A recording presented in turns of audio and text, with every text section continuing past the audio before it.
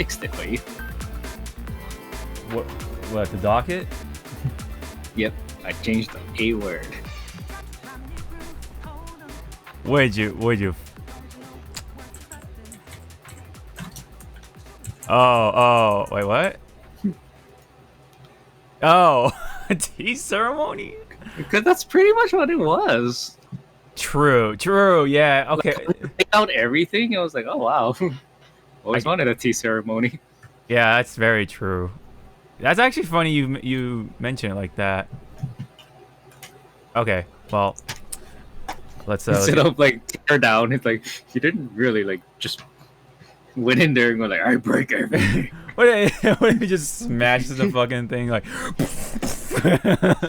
You have this like like this Xbox. He just slapped.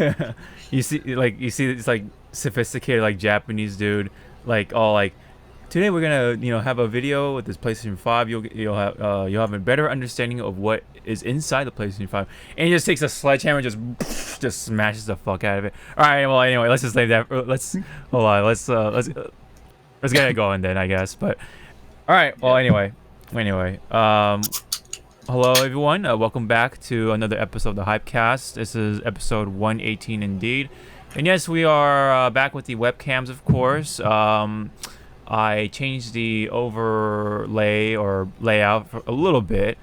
Still experimenting, but looking better nonetheless. So for the video viewers, I guess, hello. This is what we look like, yes. Zawa, of course, is the bigger like surprise, I guess, because I of course make videos on YouTube, so yeah, not much of a surprise. But for those who have come into the Hypecast, and only seen the Hypecast, I guess. Yes, that's that. This is what we look like. So, anywho, there was no consent. Anywho, so we have some news to talk about. Docket looks actually looking pretty short, but we have stuff to talk about nonetheless. So. Let's get right into it. Let's get the quote-unquote controversial stuff out of the way first. So, let's see here. So, we have some news regarding to... Hold on, let me move my mic over here. Regarding to Indivisible. So, that was another game that was published, I believe, by ZawarudoWrrryy, developed by 505. And so, because of the situation surrounding Lab Zero... Indivisible came out with a statement today on Twitter that they are no longer further updating the game. So there's no longer any further development or anything of the sort, other than some incoming updates that are coming soon. So I'll just read the statement right here. So it says, in the light of the recent restructuring and dissolution of Lab Zero, 505 Games would like to clarify what this means for the future of Indivisible. At this stage, apart from content that is already in submission, there will unfortunately be no more production on the game. We understand that longtime players have been waiting for guest characters as well as some backer-created characters. Regretfully, this additional content will not be added to the game. There is an update for Nintendo Switch that is already in submission. It will add Razmi's challenges, New Game Plus, couch co-op to the Nintendo Switch. That update will bring all platforms to the same level of development and offer a complete game experience to all current and future players. This is expected to release later this month, starting on October 13th, rolling out to other regions afterwards. Indivisible is a game of diversity, inclusion, friendship, and evolution. 505 Games worked with the talented and creative people at Lab Zero for many years to bring Indivisible to life. We are proud of the game that was created and are happy that it has received the positive response that it deserves.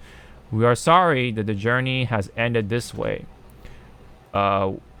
We wish to thank all the Indivisible players, new and old, who have supported the game. From the bottom of our hearts, we appreciate you all, from 505 Games. So very unfortunate that, a lot of these characters won't make it into the game, unfortunately. Like, we have a character from Melee, Drifter, Skullgirls, Shovel Knight, and so on and so forth. So, I kind of almost forgot that these characters were even a thing, right? Like, that they were backed and all that stuff. Like, back when the Indiegogos and Kickstarters were happening for this game, I completely forgot about them. But it's unfortunate, but that's pretty much the best thing you can do with the situation. I think I don't know what happened to Lab Zero exactly as of now. Like now, like I don't know if it's just officially like it's over pretty much, because everyone left and it's just Mike Z at this point. So it's like, what the fuck are you gonna do? Like, so I wouldn't be surprised if it's actually dissolved completely. But yeah, did you have any thoughts about it, Zawa? Like, it is unfortunate that all these events happen one after another. But Yeah. when you look at it, they could have stuck with it until the end, but then you'll run into the stress that that hangs in the balance. So them quitting while they're ahead seems like one of the more safer options or routes that they could have taken. But then when you look at the guest characters that were quote unquote not promised, but what's the word I'm looking for? Suggested. Yeah. In the Kickstarter. Now the question begs, like, are those people that did this going to get their money back, or is there some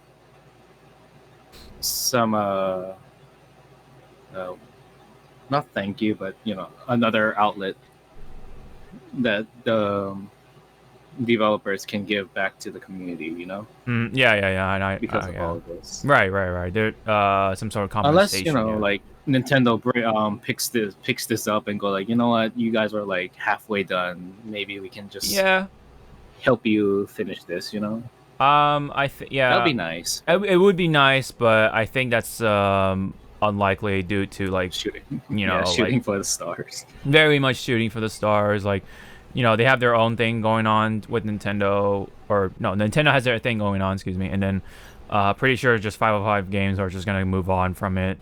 As unfortunate as it sounds for Indivisible players, because I mean, look at these like guest characters. Like, it would have been so cool to see them to make it in and such. Especially like out of these games I've played or seen or I'm familiar with Shovel Knight, Skullgirls, Guacamelee,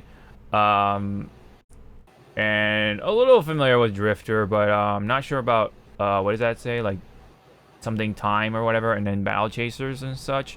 But either way, though, it sucks for the people who like are like big fans of like indie games and all that stuff, and like these characters could have been kind of like a nice little tie-in to like kind of sort of tied a knot between Indivisible and like the rest of the indie games that are out there, because it seems like they're like kind of like in this like sort of this community together, kind of like how fighting games are, when we watched, or when the roundtable happened, like that seemed like that sort of same or similar similar relationship, because a number of these indie games do have guest characters as well. They have like a number of like main characters or whatever in their own game too. So like it almost could have felt like like a nice, again, like a tied knot in a way. But I think this is, like you said, like the best solution or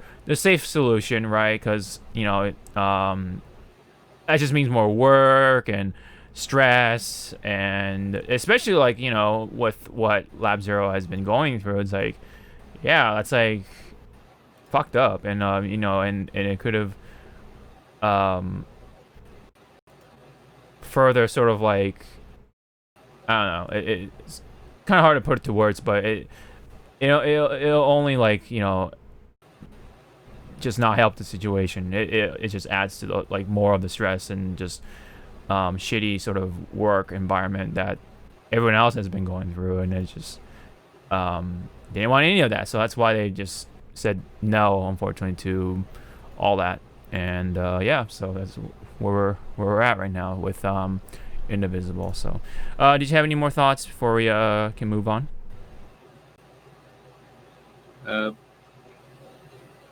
Well, it's kind of like not personal, but more like, because also if you look into those lovely comments, some people are just going at it, and it's like, yeah, calm down, people. You try to work in an environment like that and see how long you stay alive or stay sane. Yeah. So yeah. just for closing, best of luck to all the artists and developers that was part of the project. Right. Which I have no fear for them that they're gonna find other opportunities. Because yeah, there are other video game companies and small studios that are still looking for people to help them with their own projects and stuff. Yeah, it's unfortunate that some of the comments are just like going against it. You know what I mean? Like they just don't see it as like a way to kind of like be looked at in a more positive light. Because of course, yeah, it sucks that these characters won't make it, but you have to you gotta look at the big picture of what's really going on and just like understand where they're coming from and like try to understand what it's like to be a game developer and all that stuff, or just like working in an office with full of like shitty, leaders or whatever, or superiors. So yeah, like I completely understand that they don't want to be a part of this. So of course, like if you like, someone in the comments said like, oh, why don't you just give it to a new team? Like, no, it's still supporting Lab Zero in a way, and the whole point is to not support Lab Zero because it's run by Mike Z, and Mike Z is like the center point of this whole situation in the first place. So it's like, no, like none of them don't want any of that anymore. There's a reason why everyone left except for Mike Z, because Mike Z is, yeah, like that guy, unfortunately, but that's just how it is. So hopefully people can look at it that way. But yeah, I mean, I have some sort of or degree of like sort of understanding or sympathy or whatever for the people who were looking forward to these guest characters, who bought the game for that sort of stuff. But yeah, anyway. So if you're done with it, I'm done with this story. So anyway, hope best of luck to 505 Games and everyone else who were previously working with Lab Zero. They are very talented people, so I'm sure they'll are able to land some sort of gig not long after. So yeah, we all look forward to what 505 Games have in store in the future. So yeah. Okay, so next up on the more controversial sort of news, there was an update on the Spider-Man game, Marvel Spider-Man, regarding to Peter Parker. So previously Peter Parker had a more like original look to him, like he didn't like look like anyone from the movies and such. For the PlayStation 4 version, but now with the PlayStation 5 sort of remastered version of Spider-Man, they swapped in a more of a look that happens to look familiar with Tom Holland of MCU Spider-Man fame, and so a lot of people were kind of like on the negative side of things because it just to most people looks like Tom Holland, which I don't blame them for, but. What are your thoughts about this? What do you think?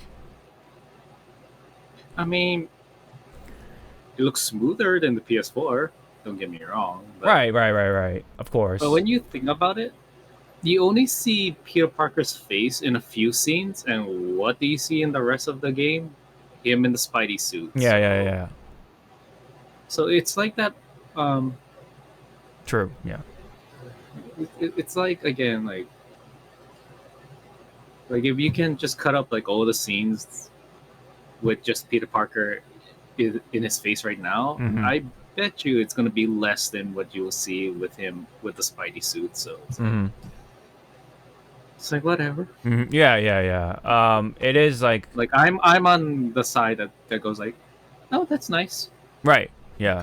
Continues playing. Like, that's nice. The real question that people needs to be asking is, is there going to be more water? Yeah, you're right. There was that big unnecessarily big controversy about the reflecting water and such from the E3 demo in comparison to the actual product or whatever. So Look, again, man. It's like, yeah, go ahead. No, it's like that again. Like, if you don't want to see his face, then don't watch those cutscenes. You can skip them. Yeah. Ta-da! And didn't Yuri Lothwell like made a tweet about it? Yeah. So there was a statement from the actor, I believe, that was modeled in for this remastered version. I'm trying to. Okay, there we go. So like, or is it? I think it's one of the devs or something like that. But let me just check here. Creative director, yeah. So yeah.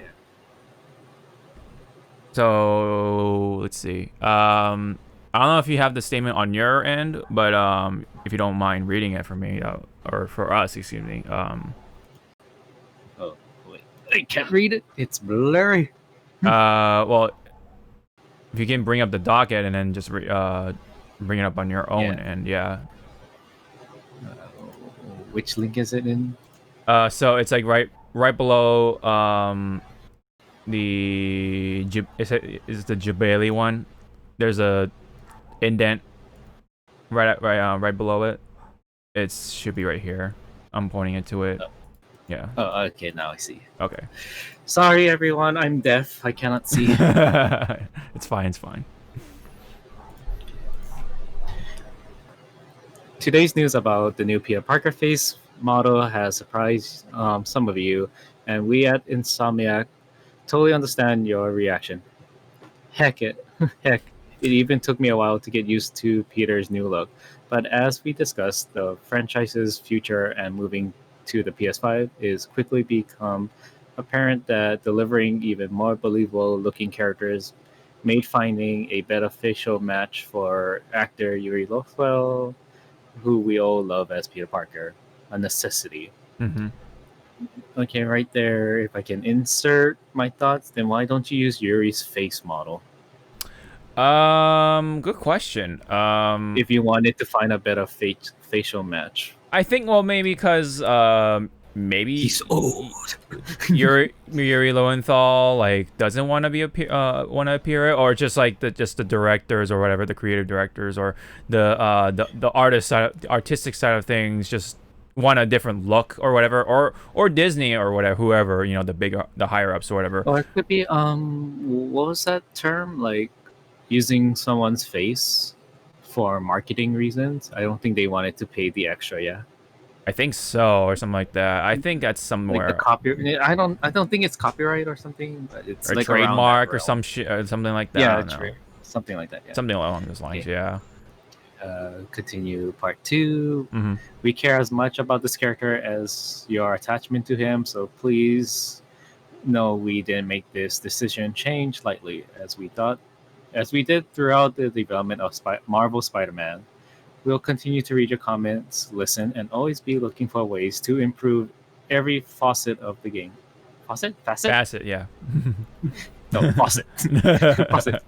They're drinking. Yeah, drink the water. Yeah. They're drinking the comments and listening. Oh God, no! Drinking the tears of the faucet of tears. No, that's terrible. Okay, go on. At the same time, I hope you can trust us that this decision is what we feel is the best for the future of the franchise and our upcoming goals for this beloved Marvel character. Yeah, that's pretty much it. It's almost like it's kind of like semi paying respect to Yuri Lowenthal, because like some of his facial sort of imprint is in this Peter Parker, so that's cool. But you know, like you said, like yeah, you know, why not just have the voice actor be the face? But you know, I'm sure there's business reasons behind it and such, and that we can't that cannot be explained. You know, just for contract reasons or whatever. It's just business. So yeah. But you know, that's a good point to bring up, I guess. To why not just have Yuri? You know, that'd be really cool. Like, but you know, I'm sure there's reasons behind that. Yeah, I think overall for me, I think, yeah, you know, maybe he does look a little younger. Or maybe they could have done a little more work with just like kind of aging the face a little bit just to make it a little more mature. Like he does look a little young in comparison, but otherwise, like it's just kind of like okay, whatever. Because like, you know, I'm not gonna pick up Miles Morales or the first Marvel Spider-Man for myself. Maybe when it's on sale or something, but I'm not like so attached to this sort of Spider-Man for right now, just because I don't know. It's kind of I kind of just don't really care for it for now. I don't know. So this Peter Parker doesn't really bother me all that much, but yeah, like it does kind of resemble Tom Holland, funny enough, but I don't know. It's kind of trivial, like you know, from what you're saying, like you know, you're gonna see more Spider-Man more than Peter Parker, so it's just like okay, I don't know. Yeah, it's pretty much like calm down, guys. Yeah, you can skip the cutscenes. Whatever. I mean, it's just. Yeah. And then speaking of like this Miles Morales game, just pre-order that thing from Best Buy. Thank you, Best Buy. We're not sponsored by them, but thank you. Right. All right. And go ahead. I bought the $70 version because the first game was fun. Uh-huh. And just because the save file won't be transferable, I don't care because the achievements were fun, so yeah. So why not? Why not do the whole game all over again? You know, clean slate. Yeah. Faster load times. Yeah. I didn't mean it PS4. I'm sorry. you're just showing your age. I know, right? Man, I think we're gonna get more into that later on a bit, but yeah, I guess that's it for me. So are you good on that? Yep. Okay. But well, I guess closing for this part of the statement. Thank you, Insomnia, because goddamn, you guys work fast on upgrading your game to go on to the next gen hardware. So, True. Damn, Yes. you guys work fast. Yeah, hopefully I think wasn't any nasty crunch time, but go ahead. Yeah, hopefully there wasn't any nasty crunch time. But what I thinking is that all these PS4 games that's coming out now, like in the backside, they already had like a team to like develop along the way for the PS5 version. Yeah. Which now begs the question, hey Bethesda, are we gonna get a Fallout updated game for the 6th time? Right. To be on the PS5, or is it gonna be Skyrim? That's For the 1,000th time. Oh god, don't even remind me of that. I hope the next Elder Scrolls game is good, but we'll have to. That game has been fucking quiet for a while. I even forgot about it. Right, I know, right? Like, and then there's Starfield, right, or whatever that game is called from Bethesda. But I don't know. We'll see because Microsoft just bought them out, so I don't know. I don't know if that'll mean anything. I'm thinking the next trailer for the next Kingdom Hearts game will come out before those two games. Oh my god, damn. Okay. All right, we'll see about that. All right. No, wait, I take that back. Teaser trailer. Oh damn. No. You should have said a full reveal trailer. Anyway, No, just a poster. Oh, just a poster. Okay, okay. Something. Anything mainline Kingdom Hearts. Who is to say which is mainline? Because everything is canon to the franchise anyway. Yeah. So it's like, what does that matter? Anyway. Alrighty. Next. Okay, next up on the docket here, or episode, we have Fall Guys to talk about for a little bit. Season 2 just came out. And yeah, so let's see. Oh yeah, so I don't know. I mean, when it comes to the popularity sort of side of things, it definitely has dropped quite a bit, but it is still within top 10 on Twitch, I believe, and I think a good chunk of that it is from Among Us, but I think it's just it already hit its like peak or whatever, so I think it's just plateauing from there on. But also the fact, like games like Genshin Impact are coming out, or so that's also like kind of stirring the pot a little bit, so it just can't be helped. So I don't know, I think this is just a lot of factors, just not just Among Us, but yeah, I think it would have just fallen off a little bit even if without Among Us, just because it's that kind of game. Among Us is like, because there's a lot of people talking, there's a lot of entertainment to be had. It's got more value to it, I guess, for entertainment. So yeah, I think that's why Fall Guys isn't as high up there overall, even with or without it or whatever. So yeah, it's just it's more straightforward, it's more simple. You're just I found it. You found what? Found the meme. Found the meme. The rise and fall of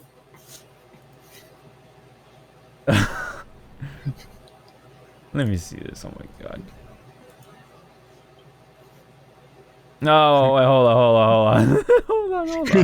hold on. Oh god. Opera is opening, not a fucking I still don't understand why Macs have that red browser. Like, is Opera supposed to be better than like Chrome? It's hard to explain, but it is like more streamlined, so to say, than Chrome, because Chrome like eats up a bunch of RAM and Opera sort of doesn't. But it just depends on how much extensions you have on Chrome at the end of the day. So I don't know, but I think it's like infamous for eating up a bunch of RAM. So hold on, let me try to see here. Hold on. Technical difficulties. Yeah. Trying to get this meme. Just look at one picture. Yeah, this is what happens for virtual podcasts, right? So, bear with me here. Imagine if we were trying to stream a video. You're right. I just wish that the webcam thing is separate from, or you can separate the webcam stuff from Discord, so that way you can just capture the webcam stuff on OBS, like I said earlier. But anyway, just hit that, and there you go. All right. It just took like 3,000 years.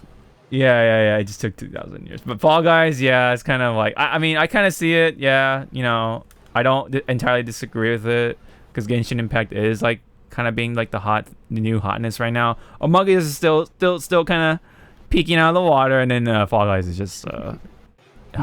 Yeah, it's down there, unfortunately, in comparison anyway. But I will check it out myself soon. I think probably maybe tomorrow night, but after I record this. But I'll probably stream it, but we'll see. Not trying to hold any promises, but anyway. But yeah, so season 2 is out, all that fun stuff. So yeah. All right, so we had a ad featuring Keanu Reeves. Whoa. Oh shoot. We'll just play it. Criminal getting caught. In Night City, you can become anyone. All right, so I don't want to play the music entirely, so to possibly get acclaimed, but you get the point. There's Keanu Reeves in it and all that stuff. It's pretty cool, because he plays Johnny Silverhand and all that stuff. Yeah. I wanted to bring this up though because this is kind of like a vehicle to do so. So CD Projekt Red like clearly made an announcement about the development of the game. So they were at the end of it, right? And then they announced that they're gonna go into crunch time. So everyone's like, "What the fuck? Like crunch time sucks. Like whatever, blah blah blah." But did you want to share your thoughts first before I come in, Sawa?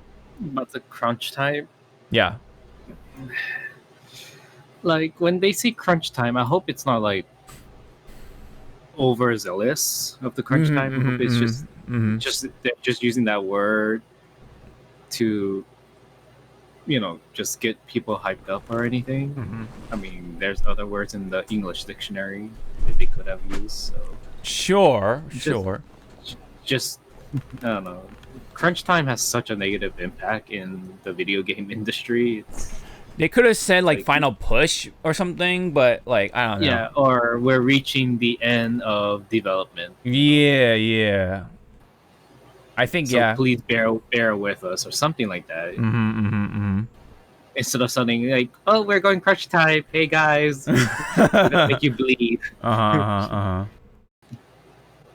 Yeah. Which I can't understand why they use the word crunch time now because this game got pushed back so many times. So yeah, I mean that's just the nature. I guess it's that nature, and I guess it's just to just say to the community like, we know you've been waiting. We're going full throttle. Just wait. Just wait a teensy more. Just yeah. So for me, it's more of like that, crunch time has had such a negative like connotation, like you said, because of like companies like whatchamacall, what was that Mass Effect company? Fuck.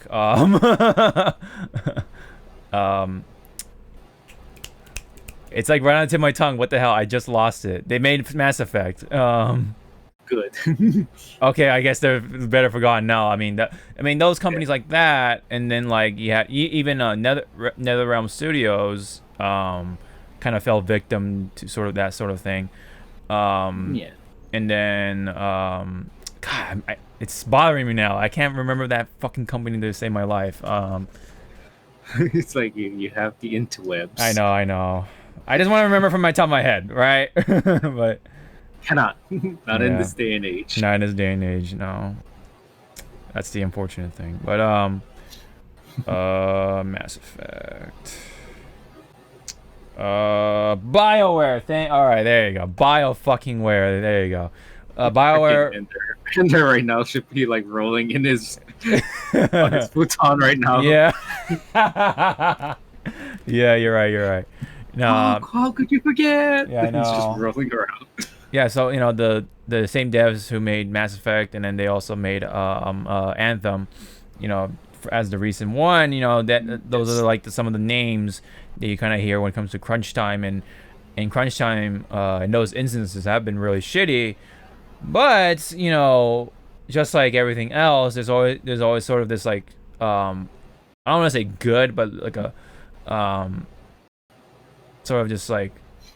I guess there's a the good side of crunch time. Like there's like the shitty kind, and then there's the one that actually like, okay, they're organized, they let people try to take off whatever time that they need to kind of rest up and sort of kind of take a breath for a little bit and such like that. They're very reasonable, much more reasonable with their workers and such. But because of all these shitty companies and the nature of like negative news and all this drama and such like that, it sticks to them more. So that's why this negative connotation of crunch time sticks quite a bit, rather than the positive side of things, unfortunately. But that's just the nature of the internet and just people in general. So so that's why I feel like in this instance, this crunch time seems justifiable.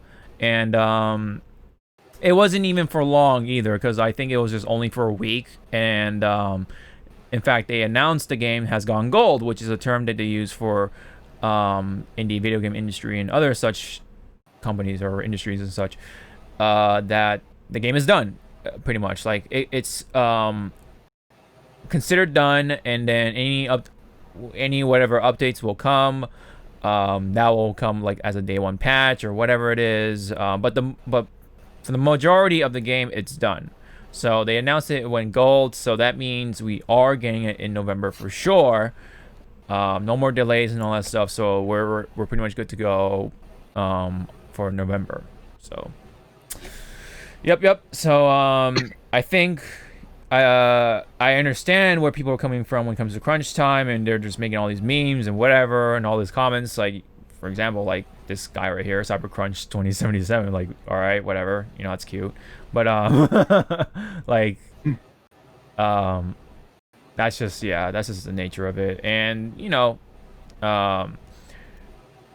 there's always like the good side of whatever it is. And in this case, I definitely believe, or I can believe that CD Projekt Red did do good with their crunch time. They, you know, just they're being, I'm pretty sure they're reasonable people, or a reasonable company to work with, and blah blah blah and all that stuff. So I think we can put that to rest, right? But you know how people are. So anyway, they're gonna make those crunch time memes, I guess, for Cyberpunk when that comes out. But anyway, yeah. I mean, and also you have to remember, pretty much most other game companies do this too, but they just don't announce it on Twitter. So it's like, who is to say that CD Projekt Red and these few other companies like NRS and whatever are a bunch of shitheads for doing that? So I don't know.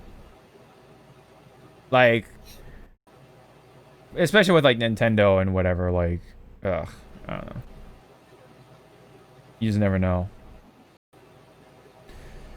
All right, sorry about that. I had to check out a important message that was from my job. Anyway, so but don't worry, it's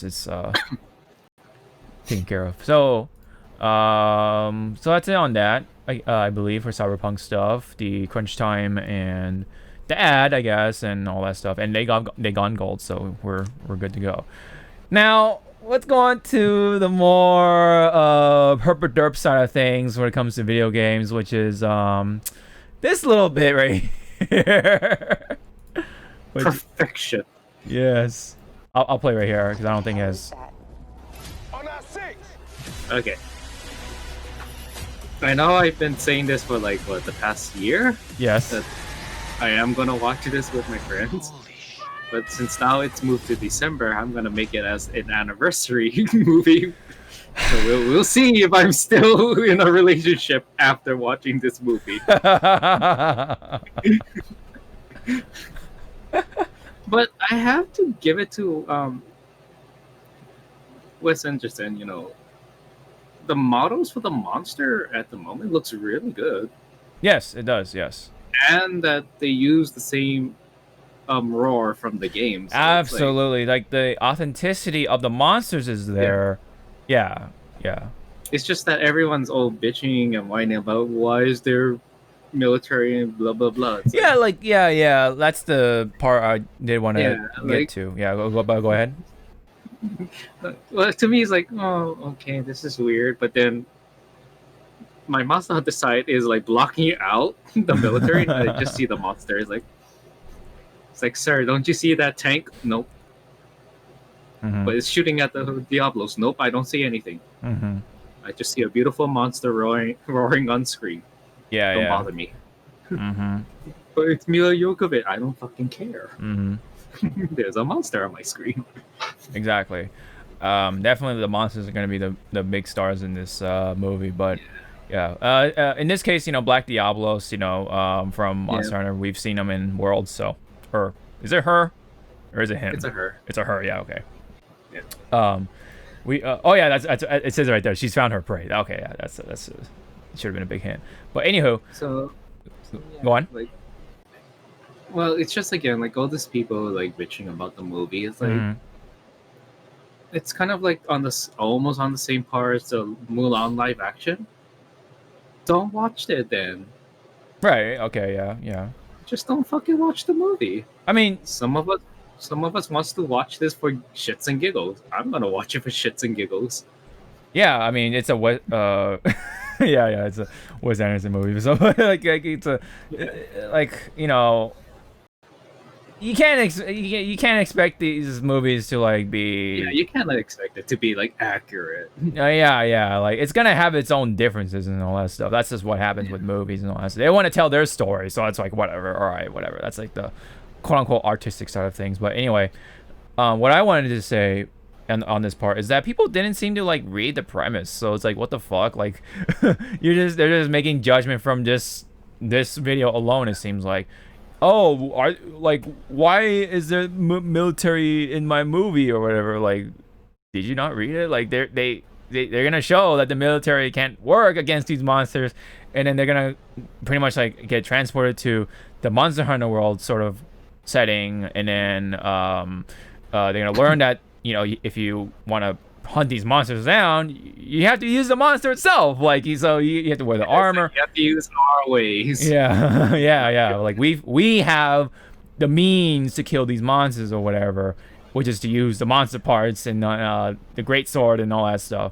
I kind of wonder, like, I wonder how many weapons are they gonna actually feature in this. Well, so far we've seen the great sword, right? Great sword, bow and arrow, and dual blades. Oh, and a hammer. Oh, okay. So, okay. Kind of wish that they featured the bow gun, but yeah. But anyway. Yeah, but what I'm really impressed is what they got the actors for. To play the handler, the A-lister, and the serious handler. I'm like, oh god. Oh, do you have the picture? Did it? I was like, oh god. Do you have the picture on you? I do want to bring that up. In my tax returns, let me check. There you go. I do want to say that the modeling on the monster looks really good for what it is. Like, you would think these sort of movies would kind of fuck it up, but it actually looks pretty authentic. Like, and in the roar and everything is there. So, like, I think Wes Anderson. Yes, some people might not agree with the movies he make, but I think from him doing the Resident Evil movies, he kind of like learned like maybe I shouldn't really curb stomp the fans of these games. Very passionate fans, so they care. So it's like the people care. It showed that he put the effort to like do research on how the characters should like be represented in live action. So it's like, you did your research. That's all I asked. Yeah. So here's a picture of the actors who are playing some of the roles that you see from Monster Hunter World. So you have your handler, right? The player's handler, and then the serious handler on the right, and then you have Aiden / the excitable A-lister in the middle. So. So they gave the excitable A-lister a name. Yeah. I don't know if it's pronounced Aiden or Aiden. I say Aiden, but whatever. Eisen. It's Eisen. Eisen, yeah. Oh god, no. He's gonna bring out the chair. Oh no. Anyway. So yeah, that's just Monster Hunter thus far. So, it looks promising, but yeah, it looks promising, but you gotta get that grain of salt in there. Going like, oh hell yeah, absolutely. I mean, you can't. To me, like, go ahead. I can't find the person's comment saying like,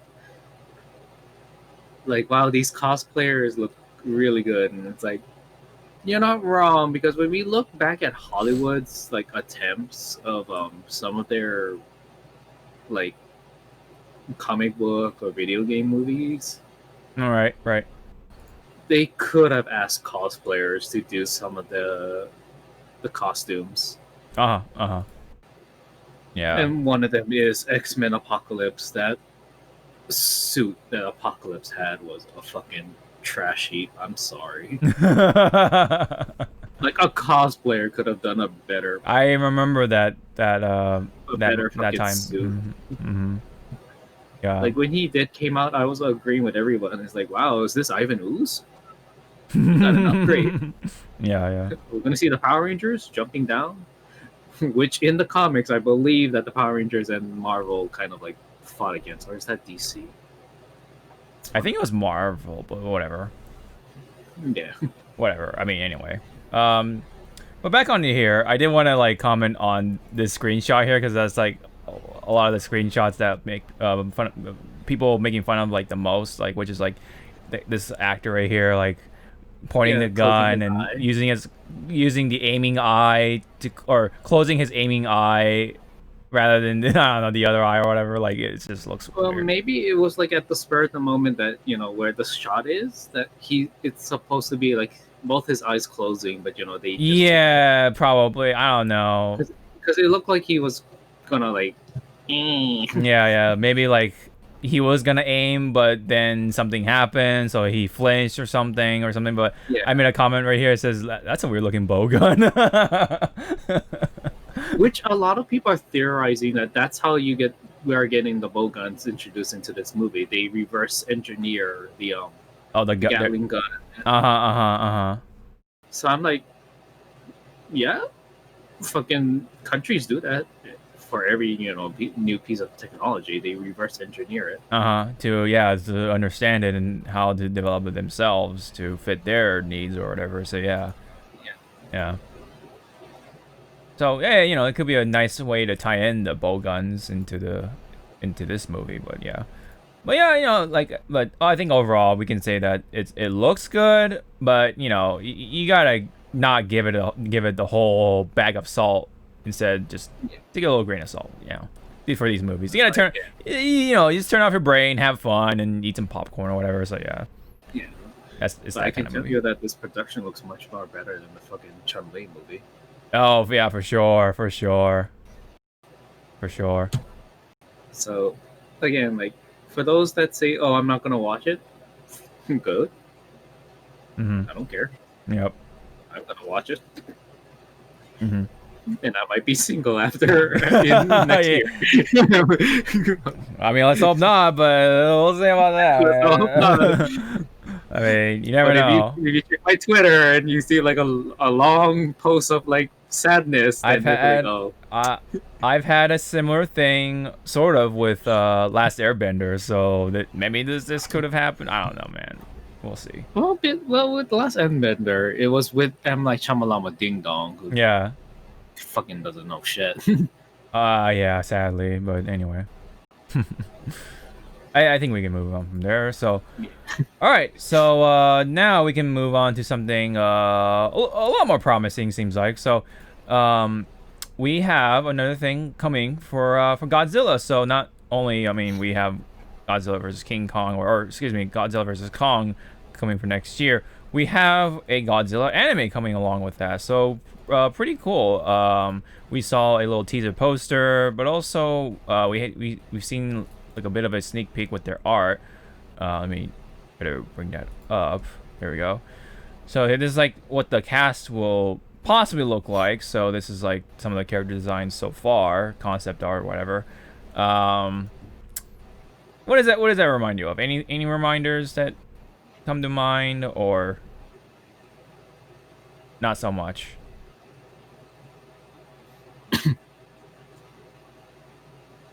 Is that Barren Mountain? Oh yeah. Okay, I know who you're looking at. It's the artist who did Blue Exorcist. So I see a little bit. So we're gonna see sex scenes while people are dying from getting killed by bugs. Still laugh that they cut that part in Adult Swim when it was. Oh no. I'm thinking of Blue Gender. Sorry. Oh, Blue Gender. Oh, okay. Strike that. I'm not saying I'm like, damn, Blue Exorcist like has some. Okay, I'm gonna maybe check it out now. I mean, I don't know. I don't like, ooh, sexy. Let's see. Okay, I mean, there's some pretty good looking female characters in Blue Exorcist. So I'm like, oh, okay. But anyway, so Studio Orange apparently is working on it. So it's probably gonna be a 3D anime, maybe. I don't know. So. Okay, well, the humans are all nice and dandy, but the question on everyone's mind is, how much screen time is Godzilla gonna have, or is it gonna be like Godzilla #1, where he only has less than 12 minutes on the screen? Yeah, you're right. But I mean, it is a series, but still, it's like yeah, it's gonna be an anime series, so we're gonna see, probably an expansion of Godzilla in this one, in comparison to the other Netflix series or trilogy, I just say, for Godzilla, which was it didn't feel like Godzilla at the end of it, even though the name is like there. I mean, whenever Godzilla appeared, it was great, sure, but they like try to drive like so much of the human side of things, a little too much in my opinion. To the point where they even like try to incorporate some romance and all that stuff, like some, like I don't know, some like human emotion sort of, I don't know, very emo, not very emo, but kind of emo-ish sort of drama going on. I don't know, it's kind of hard to explain, but anyway, they try to drive that a little too much. Again, Urobuchi did write that, so it did have that like sort of that gloomy, dark sort of vibe to it, especially with like how the characters were treated and stuff and where they wind up. But anyway, this one is gonna be different, quite different. So I'm pretty sure it's gonna be a different flavor of Godzilla. So I'm not really sure what this animator or whatever, or this director is gonna bring to the table. But I kind of see it a little more promising. It's just, from just judging from here, it just seems like it's gonna be a more like it's more energetic. It's gonna have a little more energy or to it. I don't know, we'll see. Hopefully we see a lot of the other Godzilla villains or enemies he can fight or whatever. But because man, the Netflix trilogy did some weird things for Mecha Godzilla. Oh, that was so weird. But anyway, I only, because there's how many of them? Three, yes. 3, right? Yes. I only watched the first one fully. The second one halfway because I fell asleep. And then the third one I forgot it existed. The third one is definitely probably like the more exciting one, other than the first one, but like and the second one be the worst, but like because the third one features King Ghidorah, so that's kind of nice, but a little weird still. Yeah, right. Space Daddy. But anyway, but overall it's cool that we're getting another Godzilla anime coming, and it just seems a little more promising in terms of like entertainment values. So I think this will be more palatable with a lot of people anyway. And then this is just another tweet regarding to it. So it's gonna be called Godzilla Singular Point. It will be on Netflix, and it will be streaming in Japan April 2021, and everywhere else will be later down the line in the same year. So Japan is getting it first. So yeah, that's just what the deal is. So any concluding thoughts before we move on? The episodes better be at least 30, the average length. Oh yeah, like 24 minutes or whatever. Yeah. 24 to 30 minutes sort of deal. Yep. I get you. Okay. Let's move on to some a little bit of quick news. So involving with Google Stadia. So the headline says the new Chromecast with Google TV won't officially support Stadia at launch. So that's just like kind of like almost the not final nail in the coffin. Like no one has really seen Stadia stuff at all. They haven't really done with it. I mean, I have not seen like any sort of new games coming for it. Nothing, dude. Like, nothing's being done. It was such a like ambitious sort of project, I guess you can say, and people paid some money for it, and looks like it's just not gonna be seeing any more days in its near future. So especially with the PlayStation 5, Xbox Series X coming, yeah, Stadia is gonna be left in the dust. And not to mention, I think Microsoft is doing the whole like cloud gaming thing.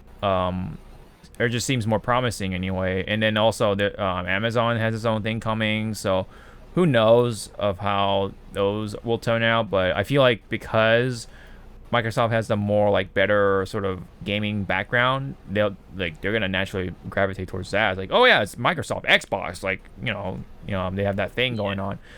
Unlike Google, here, and not to mention their pricing was really dumb because like not only you had to subscribe to the cloud, you still had to buy the games for full price along with the subscription. So it's like kind of like what happened with Mulan on Disney Plus, because even though you are paying the subscription, you still have to pay like what, $30 for the fucking movie. So it's like, ugh, no fucking thanks.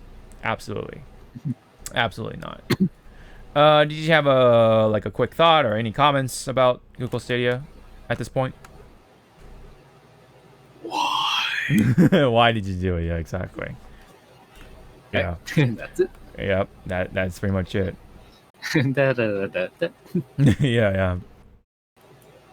All right. So, anyways, in Guilty Gear news, quick little update. So, not only the PS4 version is coming, the PS5 version is coming in 2021. So, and of course, Steam as well. So, pretty, yeah, yes. So that's pretty cool for both people who aren't quite ready for the PlayStation 5 and and the ones who are already invested to it, or who only wanted to get a piece on PC. So like you're pretty much covered when it comes to Guilty Gear. So that's pretty cool. Kudos to that. That's pretty much it on that part. Now a little more on the interesting side of things for gaming. We had the PlayStation Teardown video, or as Zawa like to put it, a tea ceremony video, because it was like such a like nice, sophisticated sort of video featuring I think it was the chief engineer or something like that, or one of the engineers or designers of the console tearing down, quote unquote, the console, but he did it like piece by piece. So he was the mechanical designer or something like that. So probably came up with the layout in the first place along with some other people. But Yasuhiro Otori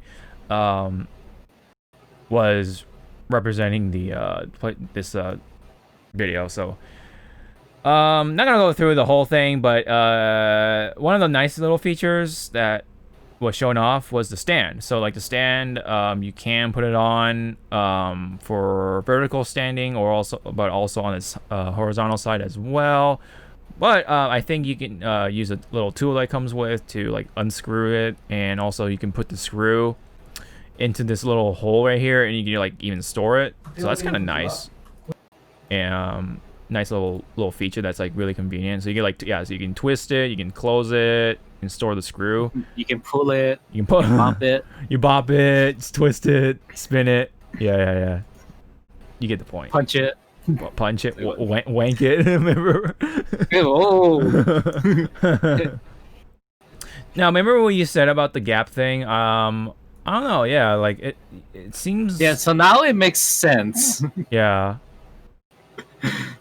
Because again, I was panicking when I first saw it. It's like, what are you doing? Mm-hmm.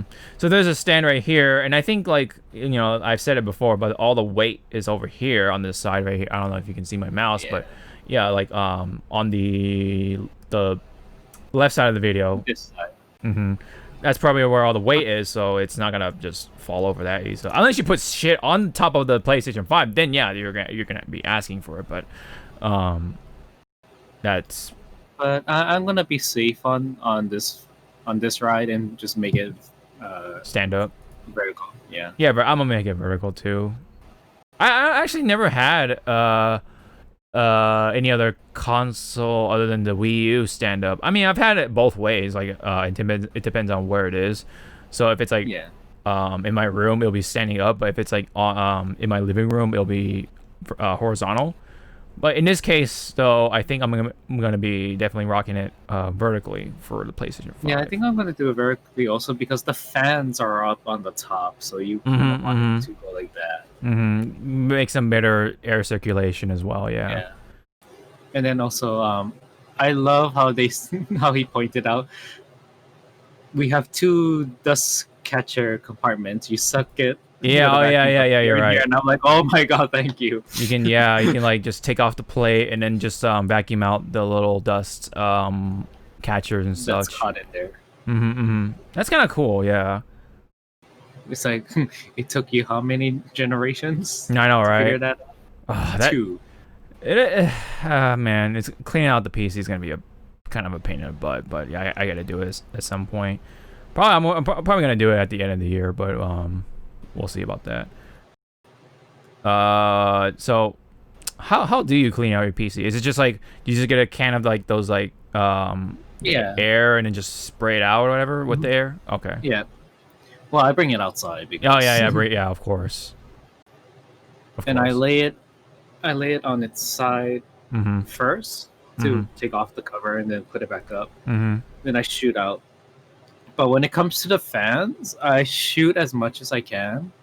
But if it's already like crusted in, then I make a note to myself, like, like day or cleaning number 59. Might have to replace soon.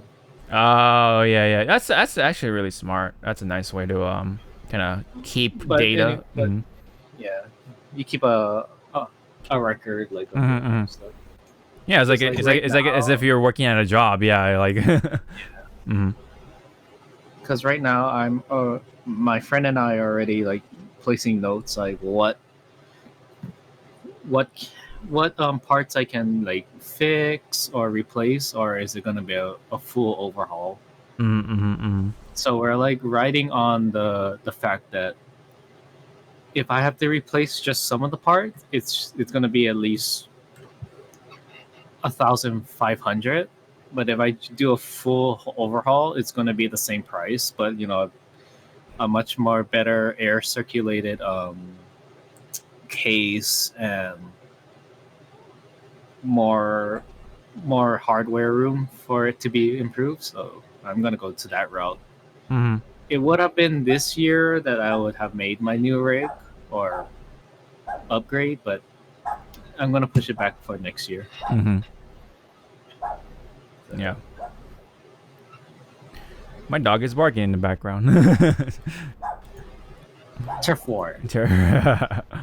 She's like outside the door, but I'm not gonna answer that right now because we're doing a podcast anyway. Overall, I thought this video was neat to see like the insides of a console, and it's like for the tech heads, the people who are like really into that sort of stuff. It's got all like you see all the like main parts, like the shielding and like the heat sink and all that stuff, and the motherboard, of course, antennas, whatever, blah blah blah, you name it.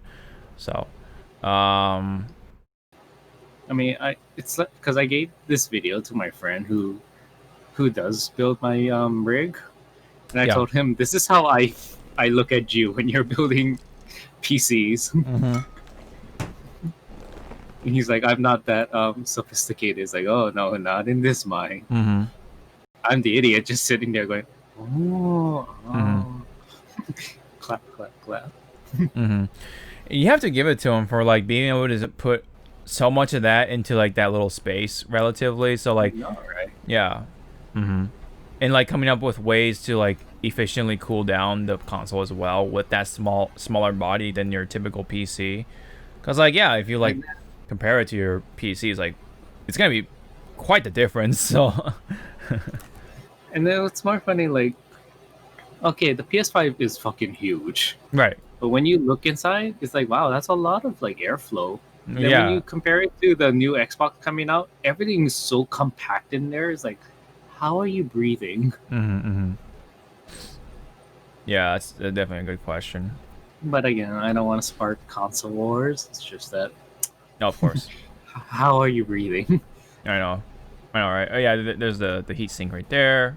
pretty cool. Pretty cool looking.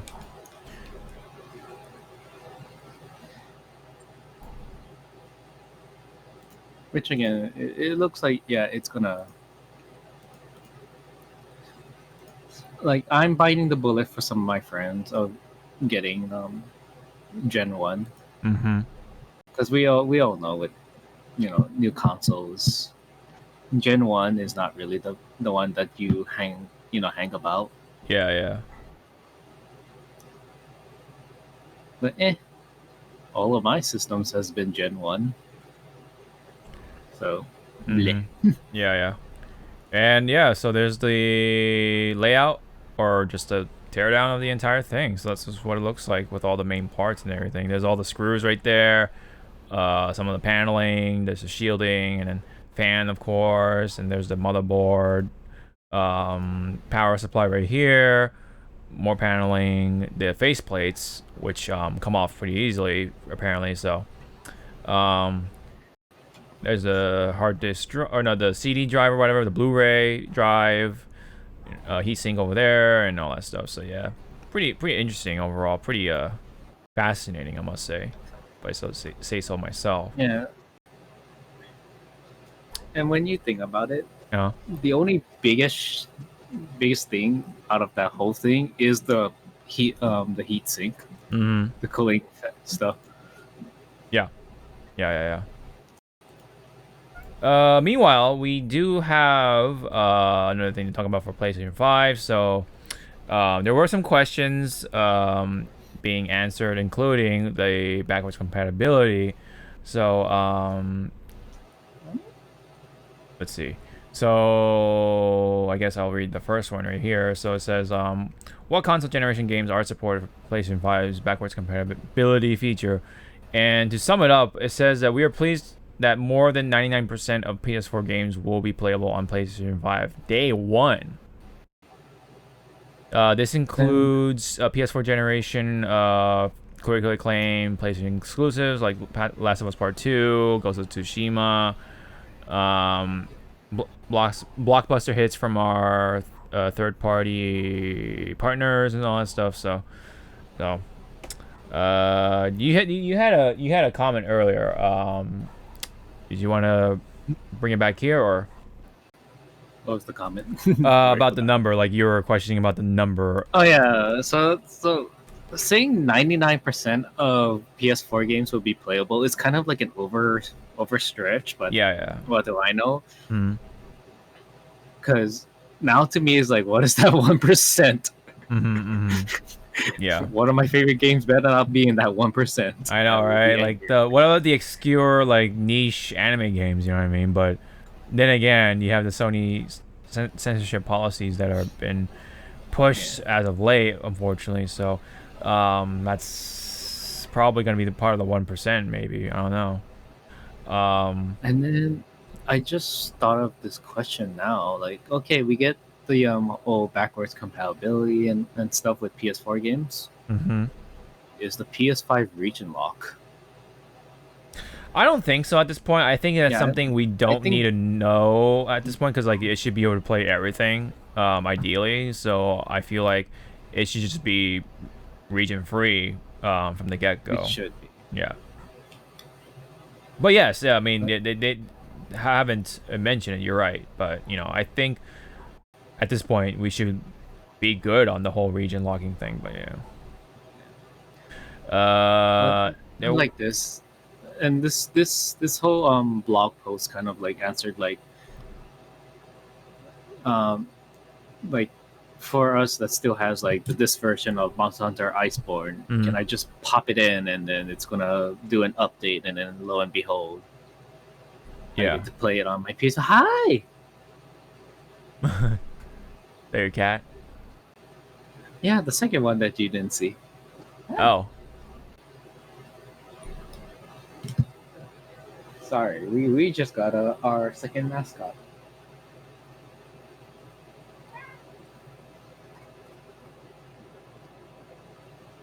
Here we go. Oh, nice. We continue. Oh, we have a mascot. Yeah, all right. So There was a question of how do PS4 game transfer and game saves work between two consoles. So, I guess I'll read this one. It says you can transfer digital games, game data, and game saves from a PS4 console to a PlayStation 5 using LAN cables or by Wi-Fi. If you're already stored PS4 games and game data in an external USB storage device connected to your PS4, you can bring them over to the PlayStation 5. With that same device. If you're a PlayStation Plus member, you can sync PlayStation 4 game saves through PlayStation 5 cloud storage. Please note the ability to transfer game saves between PS4 and PS5 is a developer decision and will vary title to title, blah, blah, blah. In this case, for Marvel Spider-Man Miles Morales, when players decide to upgrade from PS4 to PS5, their game saves will transfer. Sackboy Big Adventure will also support game saves transfer in an update that will be delivered shortly after the game release. We'll share additional details of both games closer to launch. Okay. Yeah, so that's like kind of like some of the questions that were asked. Answering like some of the concerns about backwards compatibility and such. Now this one, yeah, it just says 99% or whatever. So yeah, I mean at this point, I mean we're probably not gonna see the older games and such, and because you did bring up a good point. It's like I think we're so deep into this whole like 4K thing at this point, like. If we were to try to play the older games, how well would it be able to upscale it and such, you know, and will it be able to do that? Like, is that even possible to make it clean and all that such? And I think the answer is no, because like you have to. I think that's like something you have to like update it from the developers, right? The devs have to update it, right? So that's why these like remasters and whatever like HD editions and such happen because of that. Like you can't just have like this machine and it'll just automatically update or upscale or whatever. Like if that's the case, then a lot of that shit won't happen, right? But we don't have such technology and such to like somehow AI / artificially create more pixels for this video game to up the res and such like that to the point where it will be looking really clean and all that such, unless you do some real, I don't know, game developer magic or whatever. I don't know. I mean, not a game dev myself, but I don't know. Any thoughts, Zawa? Any further thoughts? Anything you want to add? Well, I'm just reading like Sony's backward compatibility PlayStation 4 games play on PS5, and it's pretty much what I thought at the end, like how they're gonna do this. Is, let me see if I can screen share. Yeah. Okay, let me try to see if I can bring that. Wait. I don't think so. Oh, I guess you can. Oh, wait. So wait a minute. How? Wait. So so do I? Where is it? Right here. Playing a PS4 game disc on the PS5. Insert the disc. You may need to download an update. Select the game hub from your game's home.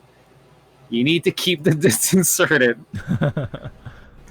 But I like this one. PS4 game disc cannot be used with the digital edition. You gotta say really? You gotta say it though, because people are gonna fucking complain.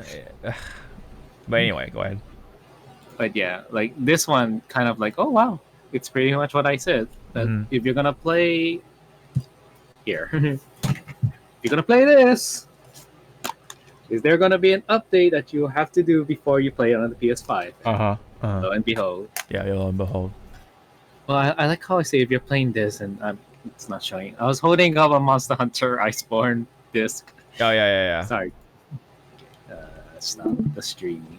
There And then hold it up again, just so people understand what you're doing. Yeah, the Iceborne. Yep, there you go.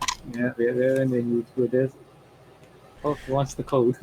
Oh, I hope Monster Hunter works flawlessly on the PlayStation 5, because if we can use the PlayStation 5 hardware and all that stuff, that means we're gonna have faster load times and all that stuff. It's gonna be almost like a PC. Yeah, that's why again, like day one, that's the first game I'm gonna pop in. I'm not gonna pop in Godfall or freaking Miles. I'm gonna pop in Iceborne to see like, are you gonna work? Yeah, exactly. And then again, how they said you can transfer your save data as long as you have a PSN account, or if it's PlayStation Plus, saved on a cloud, yeah, or it's or your save files on like a thumb drive or anything. So it's like day one, test all this shit out. Yeah, you're day right. 2, play these shit. Day 3, profit. Yeah, I know, right? Is that how it works? Yeah. But anyway. Whoa. Oh god. Hold up. Sorry about that. I hit a button by accident and something happened. Hold on. Sorry about that. I wonder if I can do this. Hold on. Oh, wait, no, that means they can't see me. So anyway, I'll just do the virtual camera for you. Okay. All right. So anyway, sorry about that. What do you want? What time is it for you right now? 3:30. Okay, we're good. We're still good on time then. Okay. Like an hour. Yeah. All right. Oh my god. What? You're very vocal. It's because you see your friend.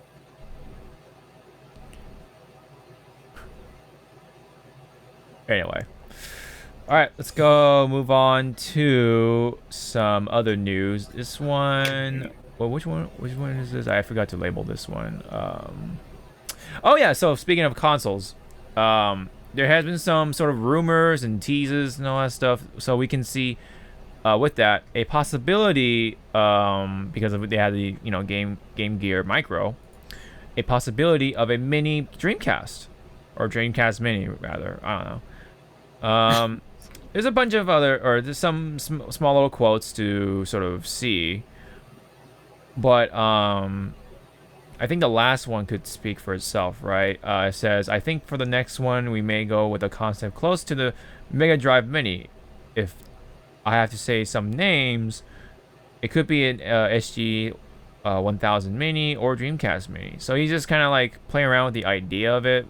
It's nothing confirmed, of course, but it would be cool to see some sort of mini console for the Dreamcast, right? So, as someone who didn't kind of experience the Dreamcast in his household, maybe this could be a good time. I don't know. Like, it just all depends on the collection of games that it comes with. Collection of games. Yeah. That's very important, obviously. But for anyone who had the Dreamcast or is a fan of the classic sort of Sega days or whatever, that's like the ultimate sort of collector's item for them.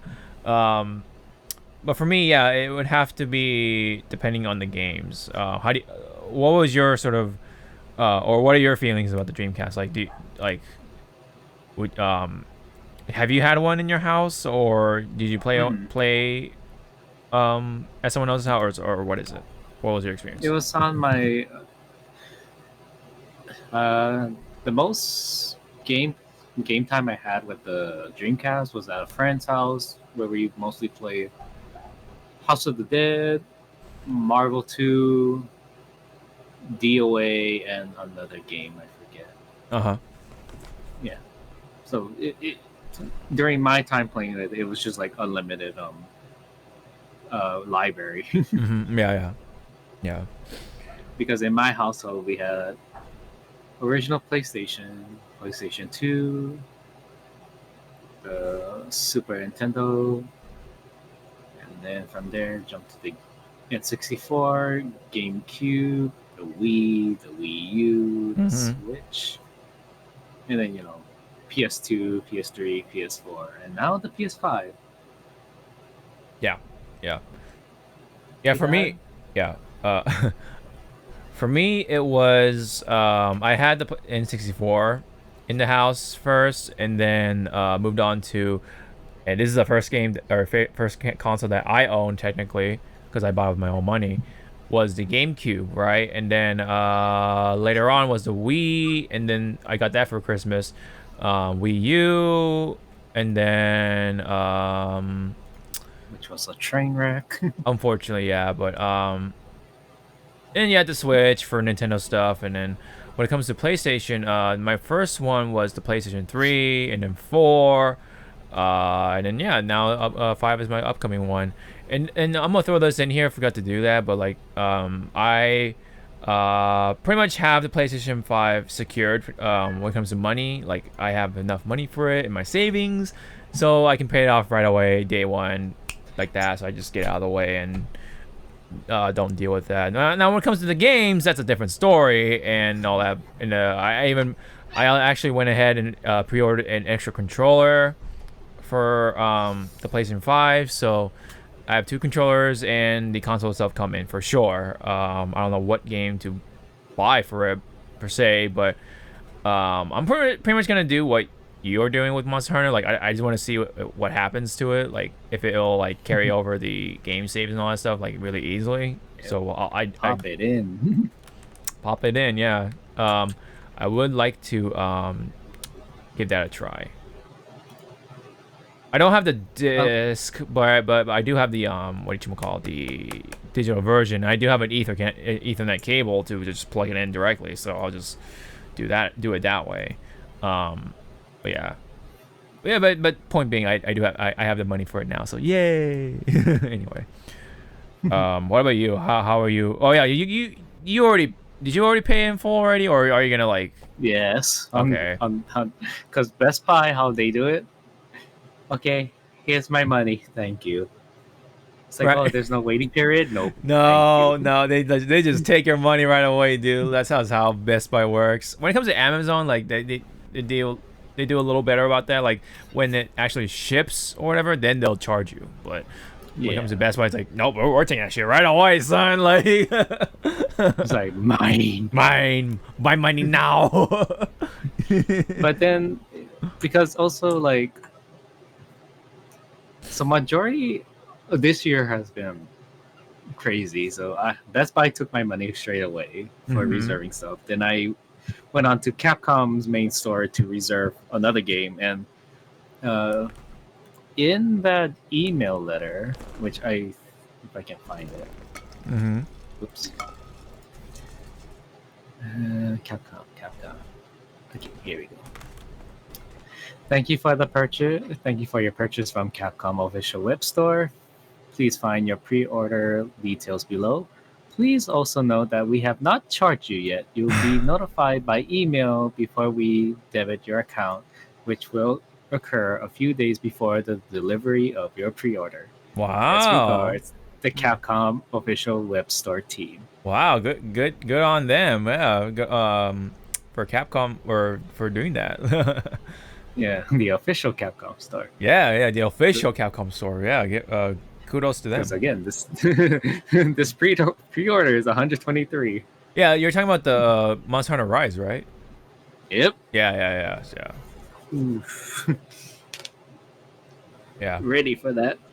Ready to also watch my Switch's battery life die. Oh yeah, you're right. I still don't have the newer Switch version, but I don't care about that because I can just use some of my power bank / battery packs to keep it charged if I want to ever handheld game with it. So don't have to worry about that too much. But yep. But anyways, let's move on. There is something to prepare for the people who play Ghost of Tsushima, which is the Legends update that's coming soon. So it is coming first off on October 16, right?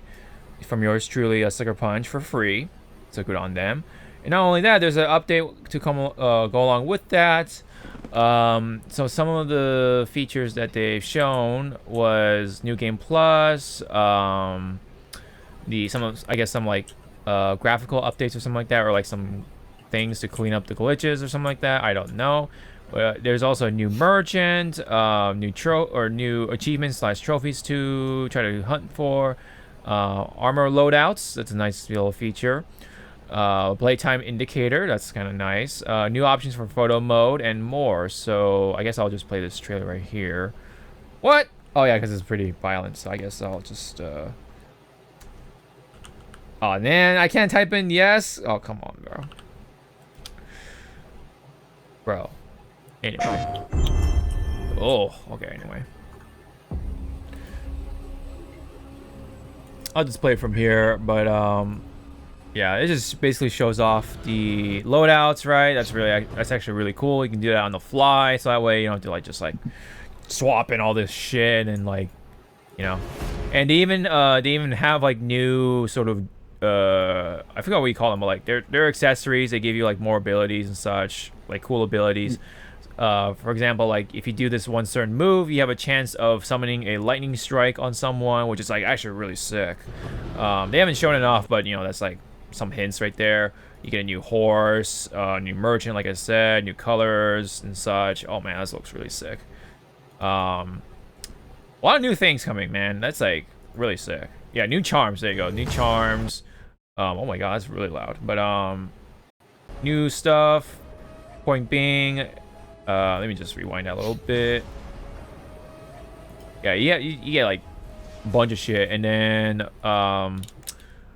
looks like you can just summon the fire sword or whatever, like, or you can have the fire on your sword right away if you have a charm equipped to it. So that's really cool. You don't need to have like a flint or stone or anything on you, which takes up a resource. Now, also, of course, will also come with the 4-player co-op missions or survival mode, 2-player story missions. That sounds really sick. And then post-launch raid, which sounds really promising. 4 unique classes, right, for the raid, I guess. And then you have like a bunch of masks and stuff like that. It's like really sick. More options for photo mode, like I mentioned, and yeah, dude, all this for free, dude. Like, my goodness, Sucker Punch. Like, we don't deserve you, but that's really nice. Really nice. Now, see, they're gonna hear that and they'll be like, oh, okay, fine. Paywall. Oh like, man, oh yeah, like, season pass, $30. All right, man. I know, and then I'll be just staring at you, going like, "You did this." Yeah, this is all my fault, guys. You heard it from here. Anyway, have you thought about playing Ghost of Tsushima, or have you played it at all, or? I have thought about it, but then it might become one of those games, you know, you play. And then all of a sudden you lose interest, but that's just me. So I'm not gonna say I'm not gonna play it. I mean, boyfriend has it at his house, so maybe I'll give it a try. Yeah, there.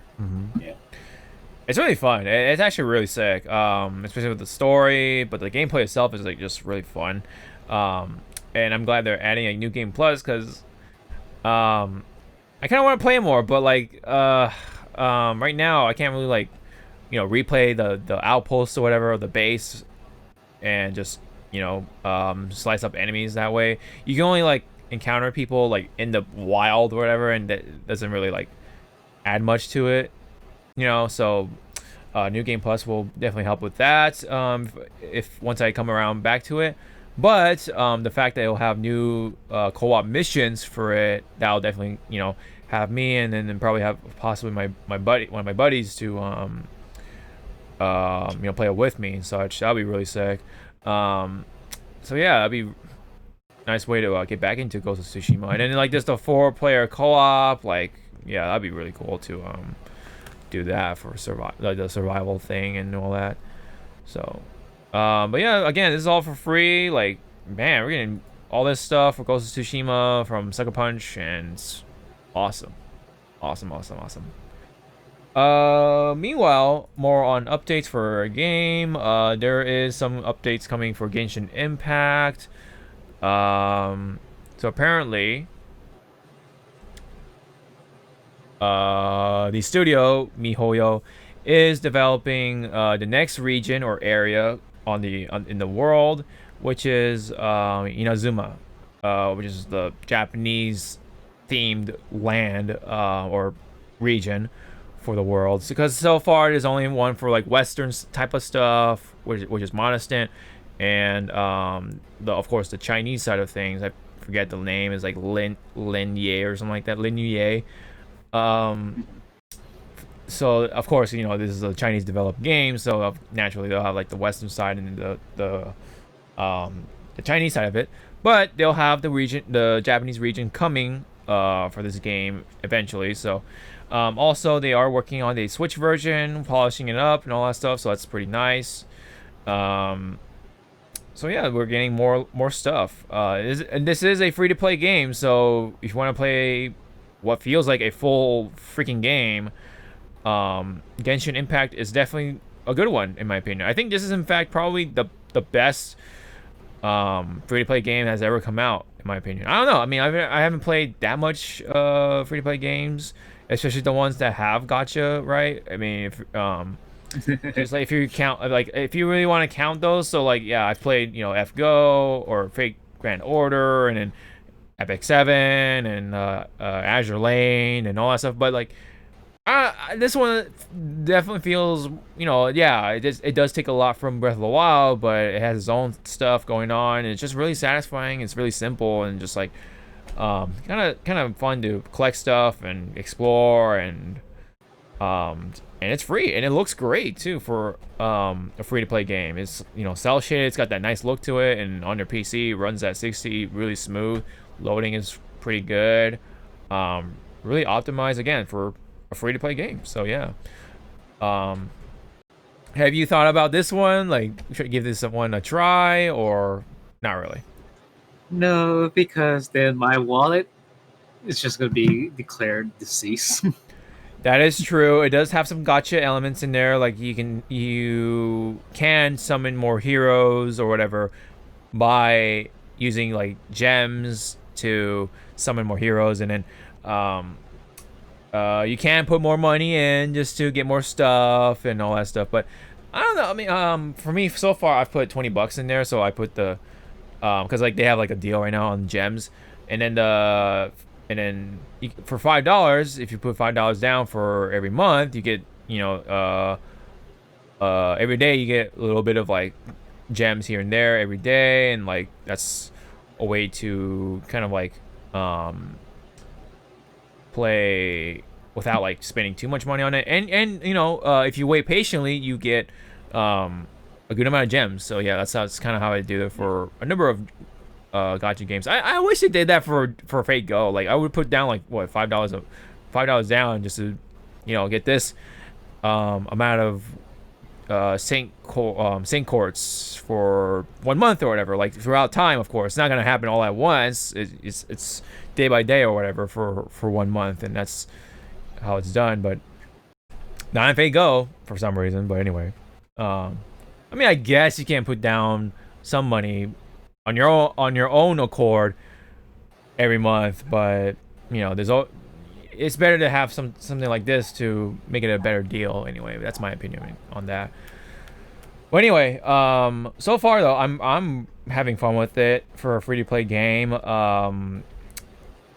That's like kind of like my current game. I kind of log into every day just to like play it.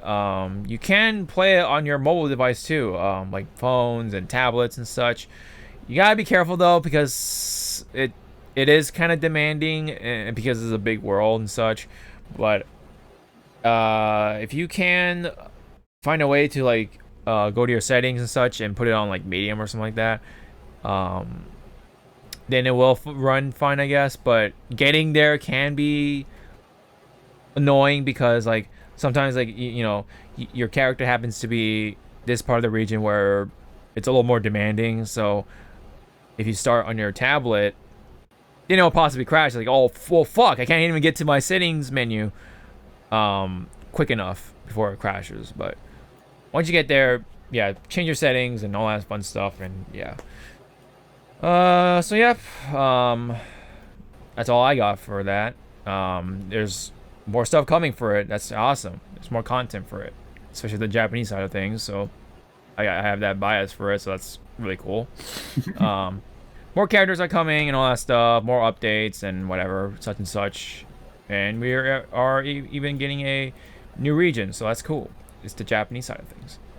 Anyway, we had also, moving on to the next thing, have some news updates on Final Fantasy 16. So there was some sort of I don't want to say leak, but some information was gathered just based off of something. So they had some sort of recruitment going on, some sort of job listings, right, for development on FF16.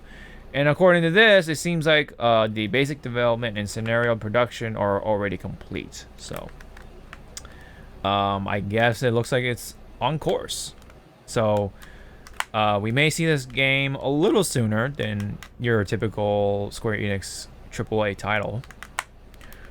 But who is to say, you know? So we'll keep an eye on that. And you never know, there may be some hiccups along the way. We don't know. I mean, for example, the coronavirus. Like, what if a new virus comes and it's like, well, fuck, like, that'll add another hiccup and such. I don't know. Random shit happens and you just never know, so we'll keep an eye on that. Did you have any comments, Zawa, on FF16 before we move on? Well, to me, because it is the development team, right, for that did 14. Yeah, 14. So yeah, it's the same director. I don't know. Yeah. It's the same director, but it's also the same story team that did 14 I as see. well, because Stormblood and all that. Yeah. So it's like, okay, if your hard hitters for storytelling is on this game, who's writing 14 right now? Yeah. That's like I don't want him to fall into the Tetsuya pool right now, because it's like don't spread your forces too thinly. You know? Yeah. Hopefully there is a balance. Maybe, I don't know, maybe the story for the upcoming whatever, like 14 stuff is like nearly completed, so that's why they've already moved the big boys to over to 16 for right now, so maybe that's why. Which again, which I think about it now, it's like, oh, maybe at the moment, like from when 15 was finished developing until now, they already was doing the story for 16, so it's pretty much becoming down to its final phase.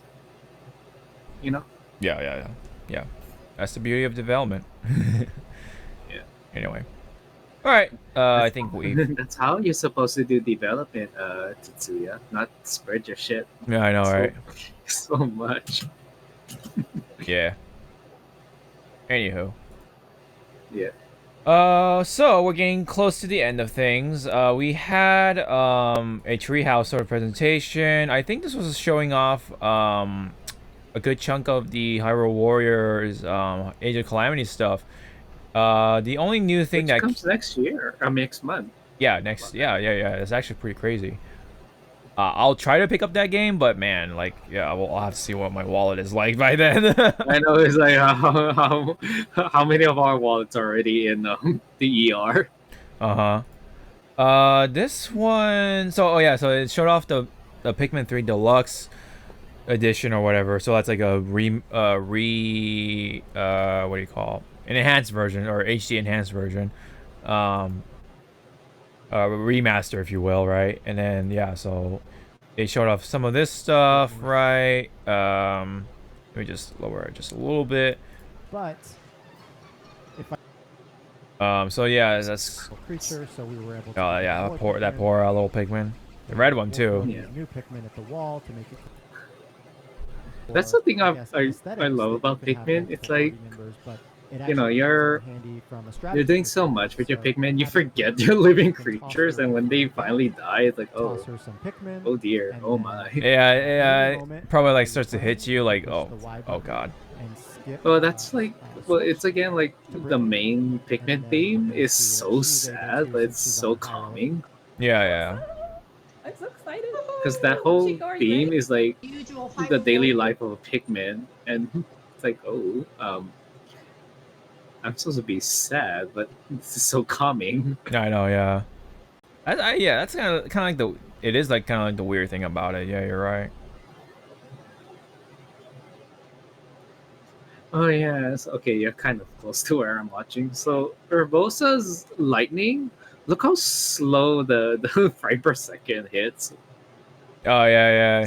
So I think that's like a a like a cheat for them because they know with that so much particle effects hitting the screen, they have to like slow down the battlefield to show that this is how powerful her attacks are. So to me, that's a good way of hiding it. Yeah. The Urbosa looks fun. Yeah, Urbosa looks pretty cool. I'm just waiting for Rivali. I mean Falco. I mean Rivali. I mean Jackass. Jackass. Arrogant fucking piece of shit. Cocky piece of shit. Yeah, pretty much. Yeah, he kind of acts like that. He is a fucking tsundere. But a lot of people are like joking, oh, maybe he can play as Cass. And I'm like, this is 100 years in the past, right? Cass isn't even born. Yeah, they'll probably just do DLC and pull off some bullshit like, oh, DLC, time travel. I don't know. Or it could be like we play as his teacher. Maybe, I don't know. Maybe it's like his ancestor or something. Because like, I don't know. There's bound to be something about Kaz that he'll be involved with this little game here.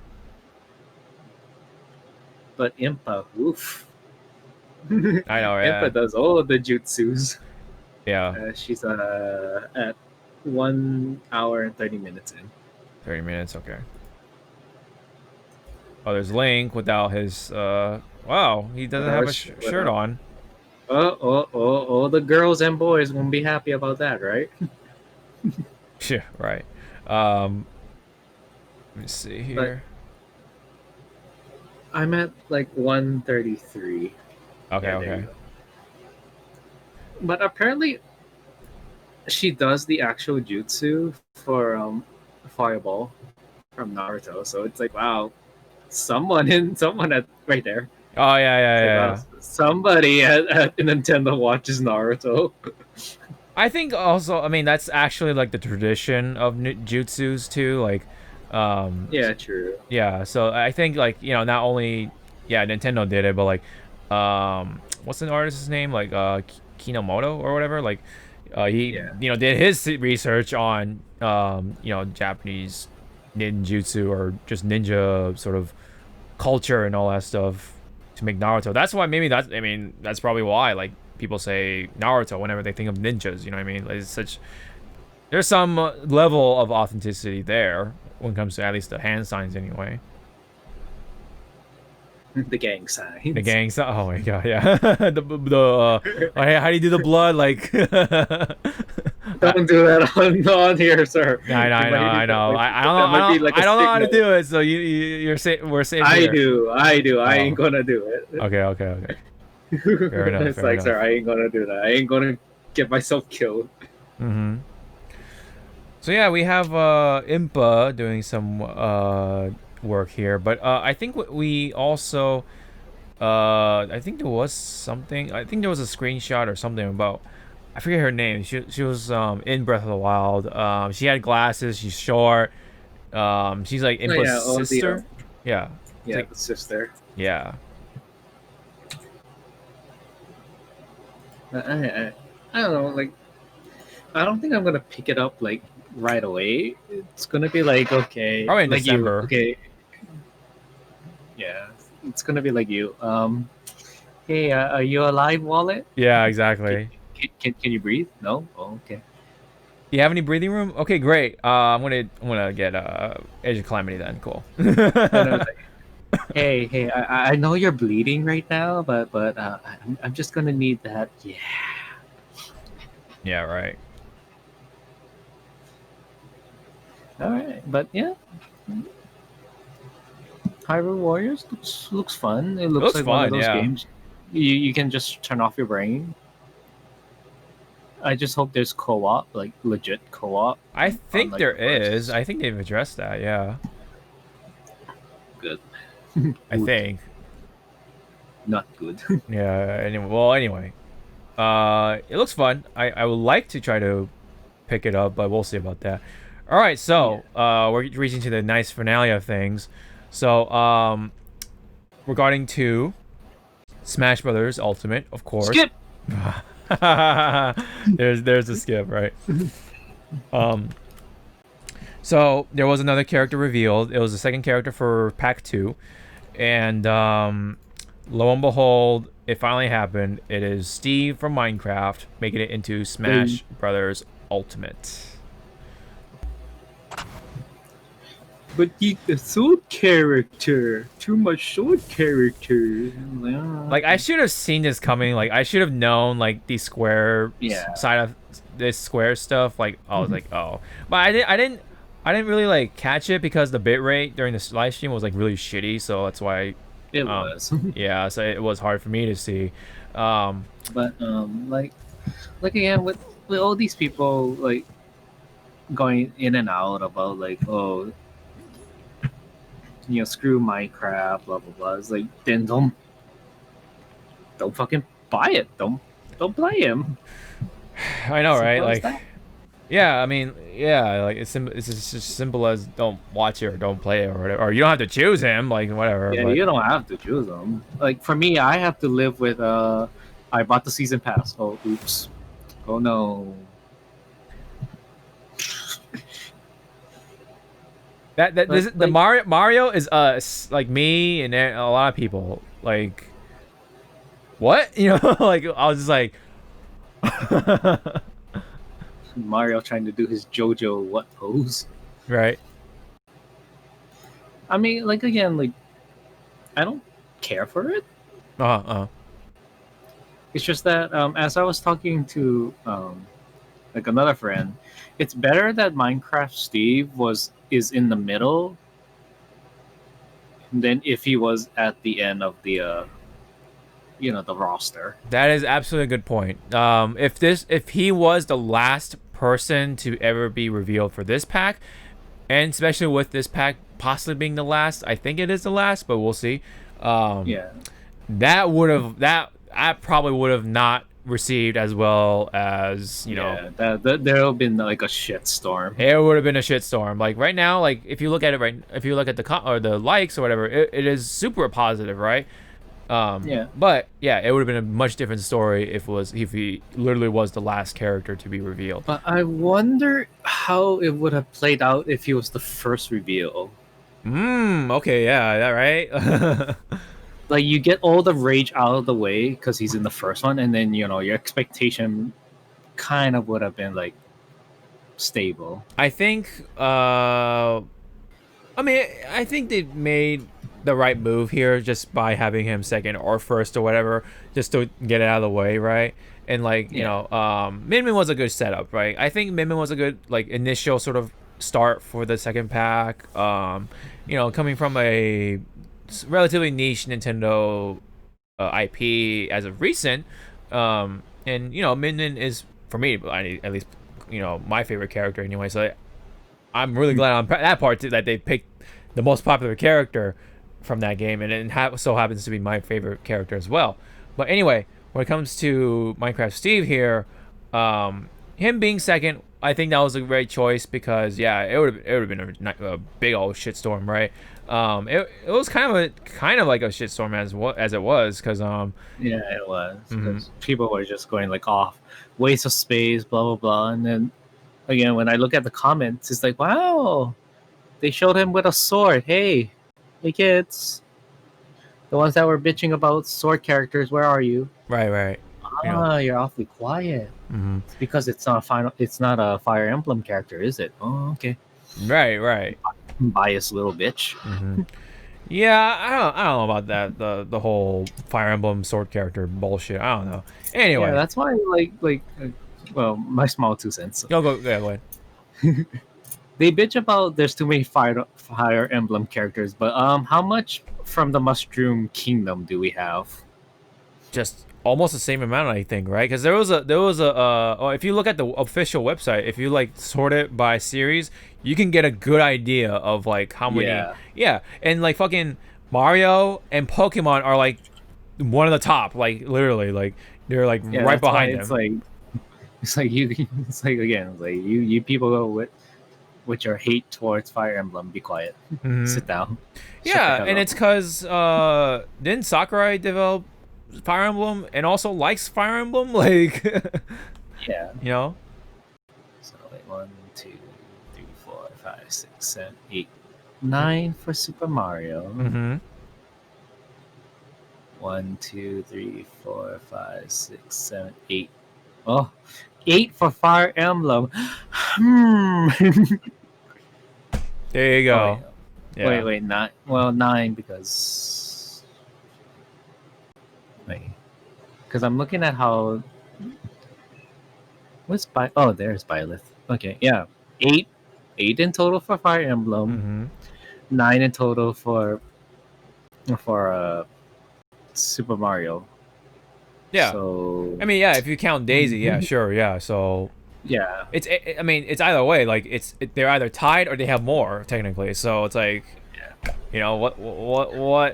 Why people bitch about fucking Fire Emblem when there's Mario? Like, because there's too many sword characters. It's like, oh, you poor baby, then don't play the sword characters. Well, guess what? Yeah, because like a lot of protagonists use swords anyways. It's like, well, fuck, like.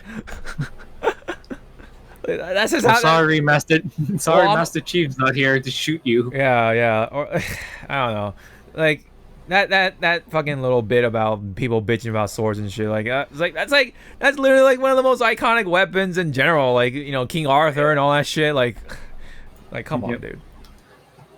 You can't help it. Like, why heroes use swords? Like, that's just how it is. Like, anyway. Yeah, that's why again, it's like, what's wrong with you kids? Anyways, yeah, so Minecraft Steve, not only he was revealed, they had a presentation for him to show, have Sakurai show off the moves and such.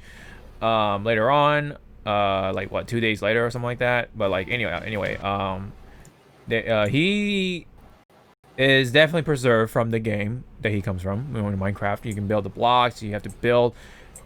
You have to build them, of course. You have to gather materials and such, like, you know, very reminiscent of Minecraft. So, definitely he and the team did a very good job, you know, preserving Minecraft, bringing that love into Smash. And that's the beauty of it. Like, I don't know why people can't really just don't want to see that. Like, they just want to bitch about like not having their characters making it. It's like, dude, fuck off. That's why Smash is so cool, because you just have the characters that everyone wants, not what you want. It's like, what the fuck, dude? Like, yep. Oh man, that's why again it's like, oh, your character's not in here. Okay, here's a little game called Mugen. Right, like if you want to take the time, if you want to take the time to set that up, then yeah, you have your own character. But like, dude, like, you're not the only one who wants this character. Like, people want their character to be in Smash. Like, so like, how is that fair? Like, ugh.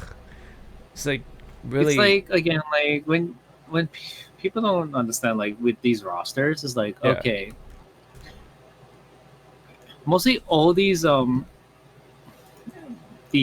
characters that's coming to Smash, or you believe you want in Smash, has a better chance of showing up than like games that has like their own set library to appear in their own fighting games. Example, Marvel vs. Capcom. There are so many Capcom characters I wanted in Infinite, and lo and behold, only 2 of them appeared. Yeah. So it's like you guys are lucky that Smash is doing stuff like this. Yeah.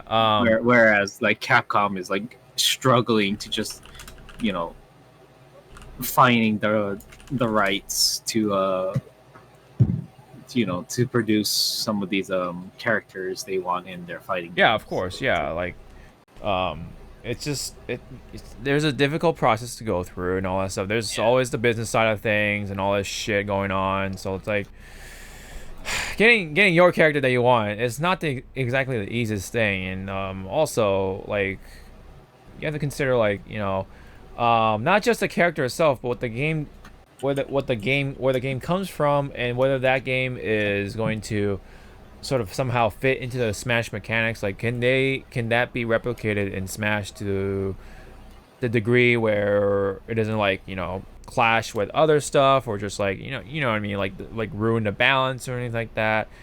And that's the whole point of Smash 2. Like, not only the character makes it in there, but the game itself makes it in there too. Like, you have the stages, you have the game mechanics, of course, that come along with that character. Like, again, that's the whole beauty of it, and that's what makes Smash really awesome. And much kudos to Sakurai for doing that. Like, for pretty much like most of the characters, or all of them, at that. So like, and of course, like, there's always the characters that never had any fighting game moves or anything like that. Like Captain Falcon, for example. Like, Captain Falcon, if it wasn't for Smash, like, no one's gonna know who the fuck he is. Like, like seriously, like, no one would ever talk about Captain Falcon the way we do now.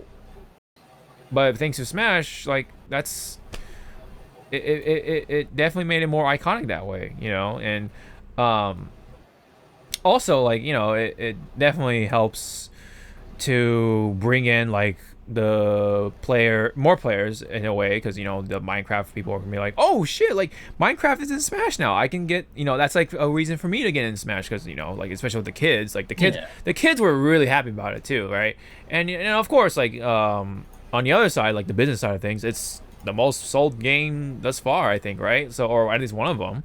It's really popular, point being, and it's the game that's defining some of the newer generations. So like, the kids are playing it, the younger players, the teens are playing it right now as well still, and it's also really popular in Japan, so that's something to take into consideration as well. And also, the adults are playing it, the streamers are still playing it, and it's still really popular too. So it's like, it can't be helped at the end of the day that Minecraft made it into Smash. It just makes sense, it was the money pick. That's what happened here, and I think that's fine for me. It just makes sense. And at this point, I see Smash now as a video game Hall of Fame. So obviously, like, not all the characters that I want are gonna make it in there. Like, but of course, it would be nice. But if it's trying to pave way for like the characters that made some sort of legacy, then it's like, oh, that's really cool. And this is what this game is gonna be. It's a fucking legacy Hall of Fame sort of melting pot with all these characters in there. That's so cool, in that sense. So, did you want to throw in any more thoughts in here?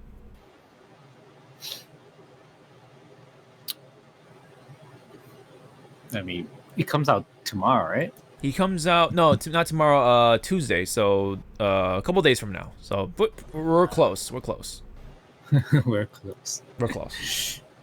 I mean, again, like, and then I guess for closing the statement for Minecraft Steve, welcome. Yes. You're welcome to the roster. Now I believe there's, how many Microsoft-owned characters are in this game? Because Rare is still owned by Microsoft. So let me go see. By series. Blah, blah, blah, blah, blah. So we have the Donkey Kong franchise. Minecraft. So I'm guessing four fighters are under Microsoft. No, five Banjo and Kazooie. So Minecraft, Banjo and Kazooie,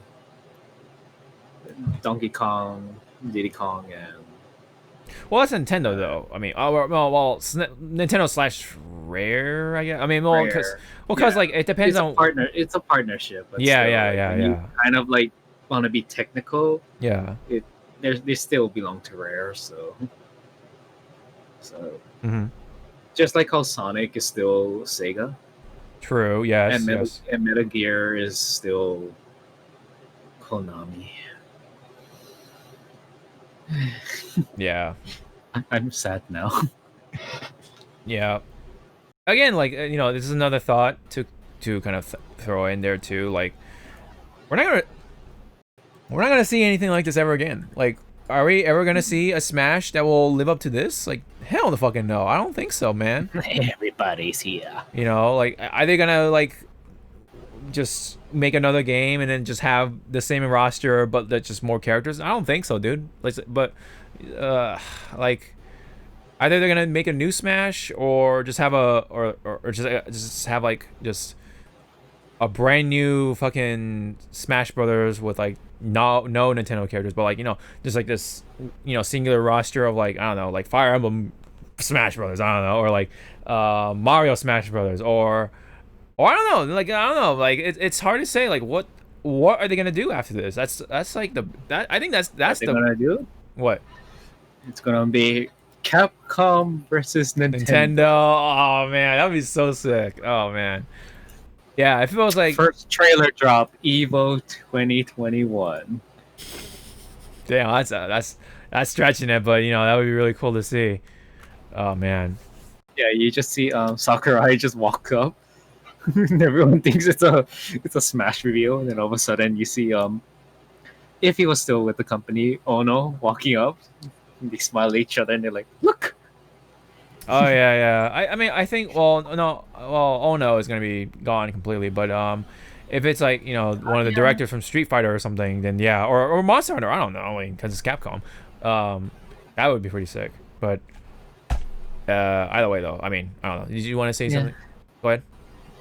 No, that's pretty much it. Mm-hmm. Oh yeah, when it comes to Steve himself, like, what do you think? Like, what do you think he'll feel, or where do you think he'll be in terms of like how fucked up he is or whatever? Like, is he gonna be the Edgeguard master or something? Like, yeah, pretty much. I'll be like, there's any hope of me recovering on stage, right? Like, it really depends on how fast you can construct or mine or whatever and gather resources. But dude, like, people who know how to use them are gonna be really fucked up, I feel, dude. Like, yeah, potentially, but we'll have to see. Yeah, but again, it's like, you don't want to play this character, then don't buy it, don't play it. They're simple done. Right. Yeah, and I for one, like you, like, already bought the season pass, so I'm gonna have Minecraft Steve regardless. But I want to try him too. Like, yeah. I'm gonna see how he plays and such, because I love Smash for what it is. Him, and he's just gonna be right there. It's like, play me. It's like, no. No. Right. It's okay, little. It's okay, little child. No. Mm-hmm. Yeah, for these situations, I just buy the season pass regardless, because I want all the characters in my fighting games, like all of them. If I'm playing, if you just buy them like one by one, yeah, just because you don't like that one character, your roster is gonna look so incomplete. Yeah. Well, but that's just us versus the many. Yeah. The haters that don't have their characters in their Smash games or whatever. It's like, yeah. It's like, oh, poor baby. Next. Yeah, you're right. Anyway, pretty neat though, and good job on the mechanics and all that stuff. Oh yeah, the part with Kirby though, that was really funny. I really liked that. That scared me. Yeah, the square Kirby or whatever. I forget where it is exactly, but it's just so. Don't show it, please. It's very adorable. I don't want nightmares before I get to work. Oh yeah, and then like the Jigglypuff part, that was really funny too, like the bed and such. There it is. That's so funny. I love the little detail that is like in here too. Like, even like the stuff in the back, like there are actually like characters sleeping in there or like just doing something in there. It's like, oh sorry, hold on, I gotta answer a text. Okay. Anyway, this is through my phone. Come downstairs and eat. Well, I don't have a two-story house. I kind of wish I did, but well, not really, because upstairs I kind of get a little paranoid about. But anyway, especially when you're older. But anyway, where was the square Kirby? Oh, there it is. Yes. What a frame to start on. The fucking legs just dangling out the mouth. Oh my god. I didn't know you were into Volar. Oh god. This is how it looks. Isn't it funny? It looks But I have to say, like, that video presentation, like, after the reveal was done, Sakurai's face was like, oh shit, I'm back. Hi. Yeah. Sakurai, dude. But What a yeah. what a man. But like again, like that face of him, just like, oh, hi, welcome back. Mm-hmm. Like me and my friend were like joking, like, Sakurai, is there a gun pointed at your head? Blink if you're being held hostage. Mm-hmm. Yeah, by yeah. Microsoft. We'll save you. And also this is another important thing to remember. This shit is already picked out by Nintendo. Yeah. Yeah. Its entire roster is picked out by Nintendo. Yeah, so like the people are like being angry at the wrong right? at like the wrong stuff. If you're gonna be I guess if you want to be angry at somebody or whatever, then it's Nintendo, because like they're the one who picked the fucking roster already. So yeah. It makes almost more sense why Minecraft Steve made it in there, along with like Alex and Enderman and Zombie or whatever. But those are just the skins. But like, yeah, it's Nintendo. Like, that's the money talking, man. Like, you know. But, And you know, hey, again, like, go ahead. It is Nintendo's final say. Like, I'm sure Sakurai might have like tried to like say Convince maybe this them, character, convince them otherwise. But again, it's Nintendo's final say, and also like maybe Microsoft. I don't know, just putting tinfoil hat. They just threw money at Nintendo and going like, "We want Minecraft Steve." Now. Oh yeah, no, I think that's in your game. I think that's definitely part of it. But I think it's just the fact that Nintendo was like, Minecraft is doing really well. We should probably incorporate this, and that's probably a big, big part of it too. Like, it's not just Microsoft, but I mean, yeah, they're partially, yeah, sure, but Nintendo was like also like, so I'm pretty sure that's what kind of happened in layman's terms. So, but yeah, I think overall though, like, just crazy of how like he can like make it work. And it was such a big thing to tackle, to the point where all the stages had to be reworked because the squares and such, the blocks of how they worked, it had to force a reworking on the stages and such. So that's kind of big, and that's like kind of like how far it shows how far Sakurai would go, along with his team, of course, to bring a character in to the point where they gotta change a big part of the game, which is the stages.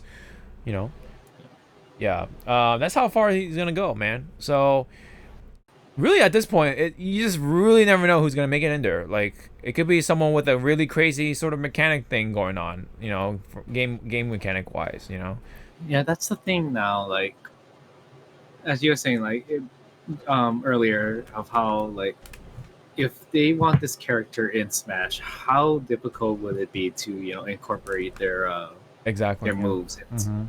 So with all these people that's still wanting Dante in this game from Devil May Cry, is like, do you know how much stances he has? Yeah.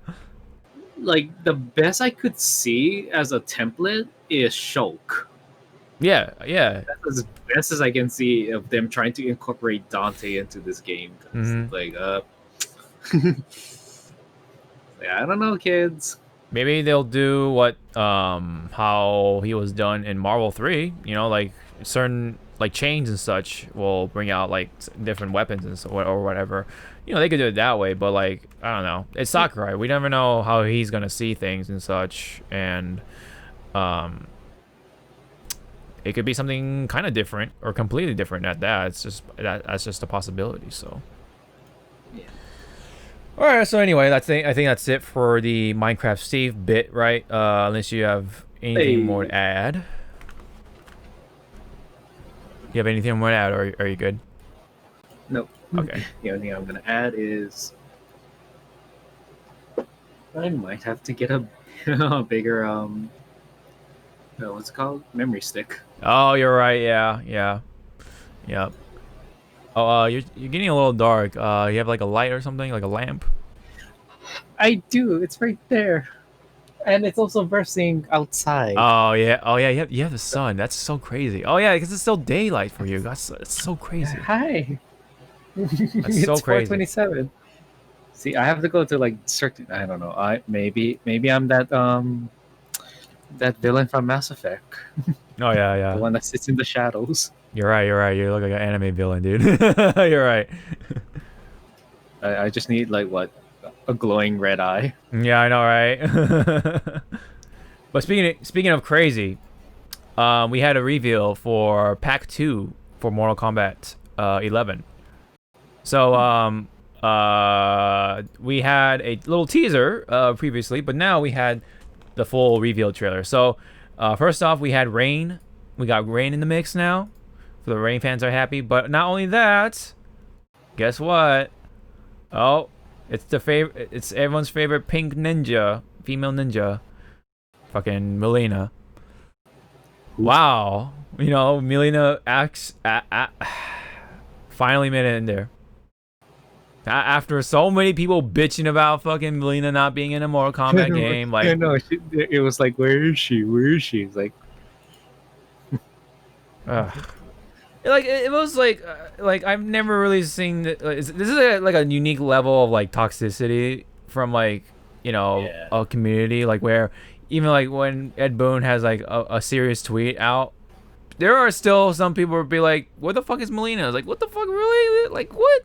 Like it doesn't even matter if it's for a meme or whatever. Like, dude, like chill out with that shit. Like, my god. But then the big surprise really here is Rambo.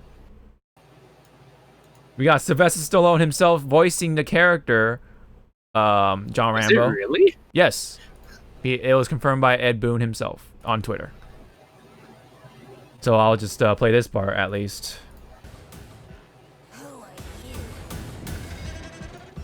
I'm your worst nightmare.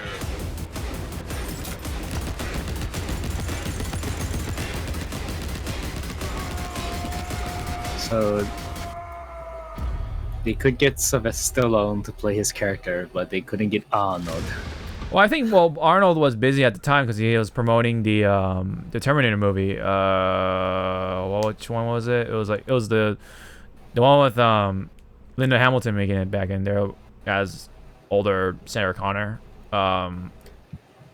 Anyway, that movie.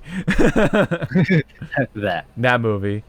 Where never mind, I don't want to spoil it. Anyway, so we got Rambo, Melina, and Rain making in this pack here. So did you have any comments about this? No, well, actually, yeah. The only comment I had was just 3. There's only 3 in this pack. I think they're just selling smaller packs just these times because, you know, coronavirus and whatever, all that stuff. So they're just like kind of trickling them in, you know. Question is, are they gonna all come out at once, or just are they gonna like come out like, you know, at a certain date for all each at once? What the hell? Yeah, I know, right? But I mean, you never know. I mean, they've probably been working behind the scenes, but I don't know. Probably the same way they did with the previous pack or whatever, the RoboCop whatever pack. Yeah. But probably. Yeah. Not only that these characters were announced, they also announced an Ultimate Edition. So I don't know if this is like a complete edition or if this is like the final DLC, or is it a complete edition? I think it's just for me. This is just my assessment, but or guess. This is just a way to just catch up on the Mortal Kombat 11 sort of game. Like, if anyone hasn't picked it up already, this is a way to just get everything all at once or whatever. It's just called Ultimate. It's not like, oh, it's complete or it's like nothing, anything of the sort. So I'm pretty sure they'll probably add a couple more characters in there. You know? Yeah. And yeah, they have some of the models in there already. It appears to be a little early, judging by like the face and all that stuff, the textures on their skin and such. So I guess there's still some time we have to wait for the characters to come out, right? The whatchamacallit is also coming to PlayStation 5, so you have visual enhancements, 4K resolution, load times are reduced, crossplay and cross-gen. That's pretty sick. And I guess if you pre-order, you get some skins for Noob Saibot, Scarlet, right, and then Liu Kang. The Blood Ninja, you know, in the middle, you know. But anyway. The Rambo pick was kind of crazy. I did not expect it to be Rambo. I thought it was going to be Ash, but... Aish. Aish, yeah. Unfortunately not, but hey, Rambo, you know, I like Rambo back in the day. You know, Sylvester Stallone. Great, another gun user. Yeah, I was just about to bring that up too, which is funny. You know, Mortal Kombat, man, like they bring in the movie characters, and then Smash brings in the video game characters. Kind of cool. that face.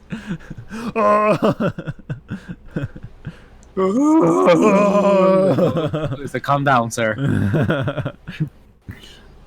I can't wait to see his fatalities, man. I can't wait. He's got some nasty ones. But also, like, it's like, damn, man, they're gonna fuck up Stallone, dude. Stallone's gonna get fucked up in this game. Mortal Kombat. You know what? It would be so funny if Scorpion makes it into Smash, and he's like the Western fighting game representative, you know? Because I don't think we don't have that sort of thing going on in Smash, right? So when it comes to American fighting games or whatever, especially like Mortal Kombat, like that would be perfect for, at least for me anyway. Scorpion would be awesome. I mean, I don't know. What do you think? Like, who would you want to have in Smash that would represent the American side of the fighting game genre, or Westerns, I should say?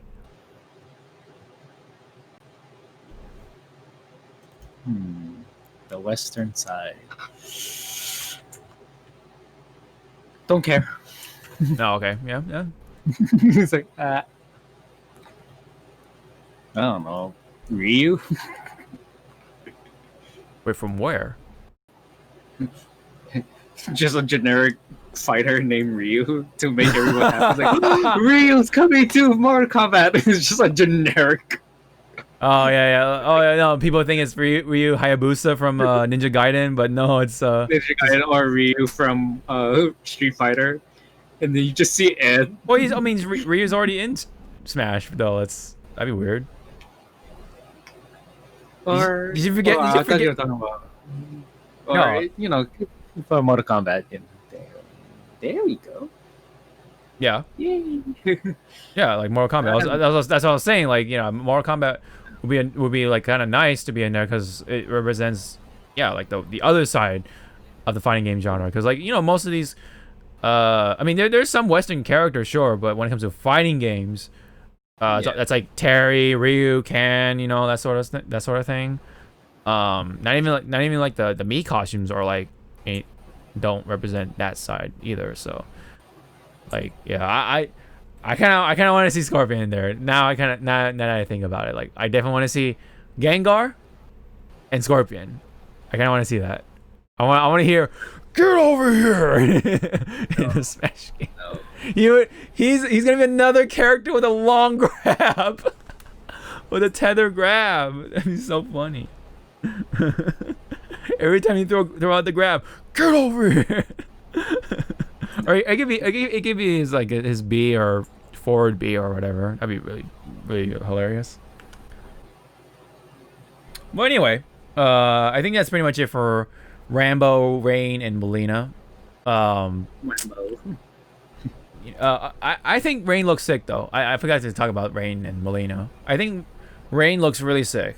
I actually like his design. Like, it still like retains the ninja sort of thing going on, but like damn, that looks pretty sick. It's got a kind of a unique design going on for himself. Melina kind of looks I don't know, like kind of. I don't know. It seems like, I don't want to say it's last minute, but it just felt like they just kind of like threw her in there because like the people bitching about her like, or just like, I don't know. I don't want to say like they did this just to shut them up or anything like that, but I think they did this to just for the sake it's Melina, you know what I mean? Like, you know, people who actually like Melina, who play Melina, like that's Kenny. definitely, you know, Kenny, and then I know Keeters loves Melina.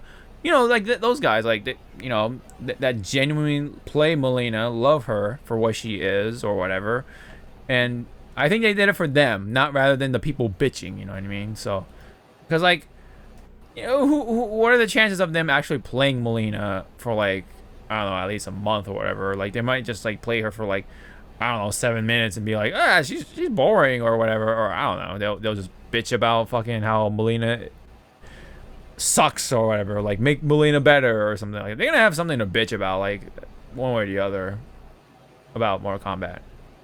I think that's how a lot of people in the community are, unfortunately. Not all of them, of course, but you know, a good number of them, a good chunk of them, because Mortal Kombat is like really popular in you know, here in the West. So, which again, that's why you know, Scorpion or someone from Mortal Kombat should make it into Smash.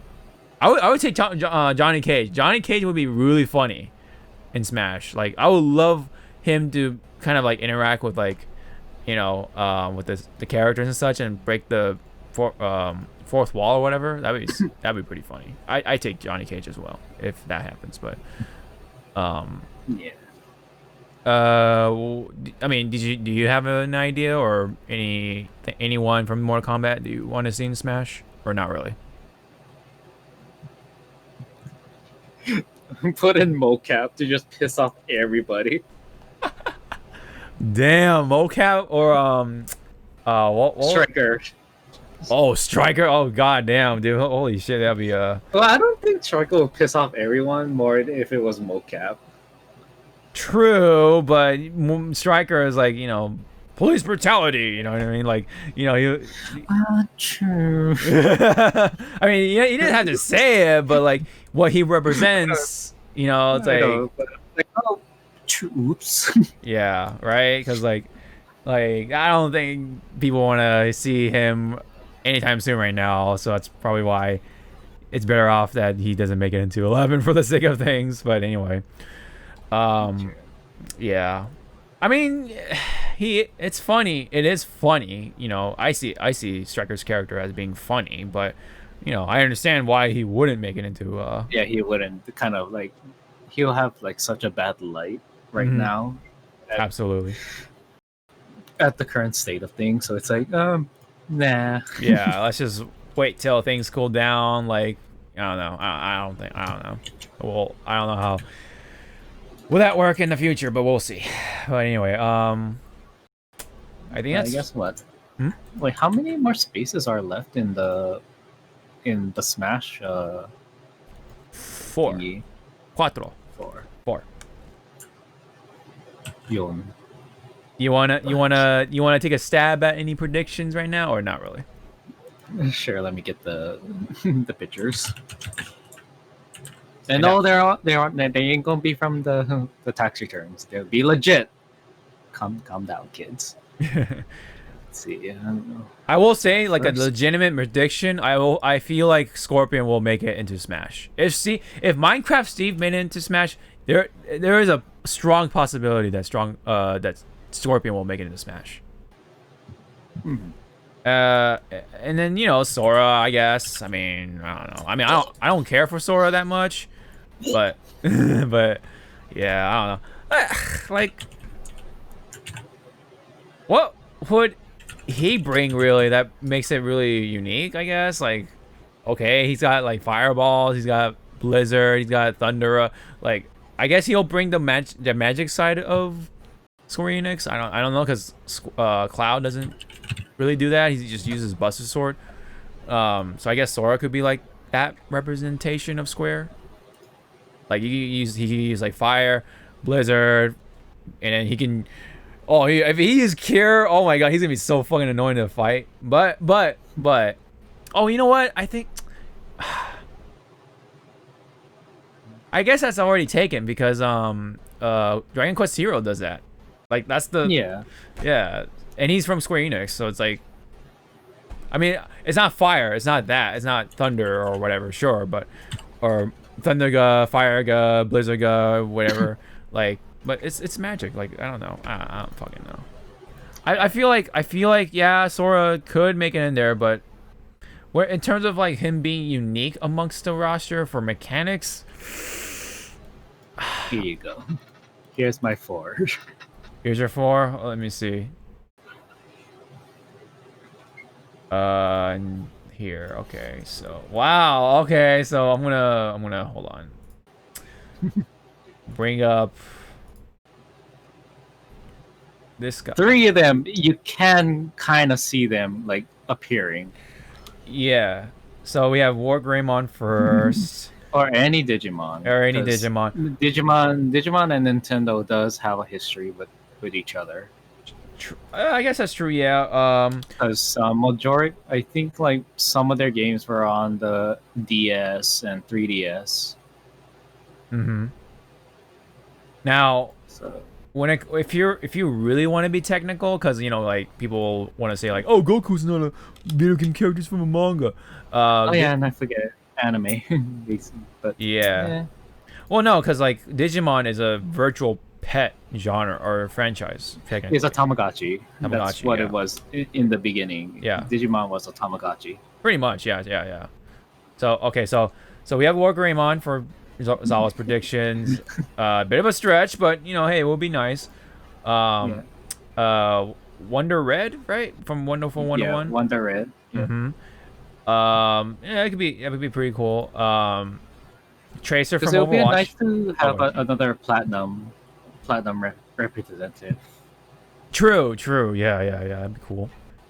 And that since Wonderful 101 did like better on the Switch, right? Yeah, did better on the Switch. It'll be like a nice, gesture of Nintendo going like, "Hey, you guys did the Kickstarter. You met your goal. You're on our console. Let's kick it up a notch." Here you go. It would be, yeah. It would be a nice gesture. You're right. Wonder Red, I can definitely see. Tracer from Overwatch, okay, yeah, sure, because representative. It's on Switch. It is, and representative Blizzard, and we know Blizzard is very iconic for what they are and whatever. So, yeah, that's a possibility. I mean, again, if Minecraft made it in there, pretty sure Tracer has some sort of chance. For like the Overwatch, it's either Tracer or Reaper that might make it.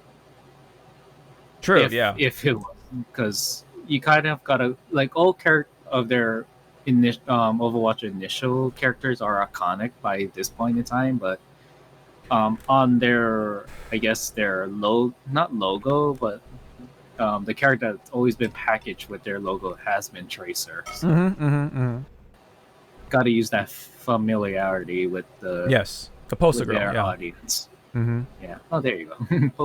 Poster girl. Yeah, that's true. Yeah, it's definitely a good or plausible way to look at it for Tracer. And then lastly, we have Tifa on Zawa's list. Tifa, another Square representative. She's very popular, of course, amongst the fans. Now, of course, when it comes to mechanics or whatever, she's probably going to be a little more forward and easier to develop because there's not really much going on with that. Like, on the development side of things, it will be a little easier in comparison to Minecraft Steve. And plus you have a female character on it. I don't know. But anyway, what? Like how I can see her, like Tifa, she can be a hybrid of the Me Brawler and Little Mac. Sure. Yeah. Yeah. Like, but Mm. you know, like, but then it's like, what materia combinations do you use with her? See, I feel like that should be like she could represent the other mechanics of Final Fantasy or something like that, like the materia mixing or whatever somehow. Because Cloud is just all damage and the limit break. So why not have Tifa come in, who's also all damage, but she can do like setups with her with the materia. Yeah. That's definitely a little more of a creative approach on that. Because like how I see it is like she can also have like, you know, the mechanic that Shulk has. You get to choose the materia that you're gonna have, and like maybe for like a few seconds that's the material you're using. Right. Yeah. I don't know. Theory crafting is fun. Yeah. Oh no, for sure. We can definitely talk about this all day, but I'm gonna cut mine a little short. Just, you know, I already said it, but you know, Gengar and just Scorpion right off my head.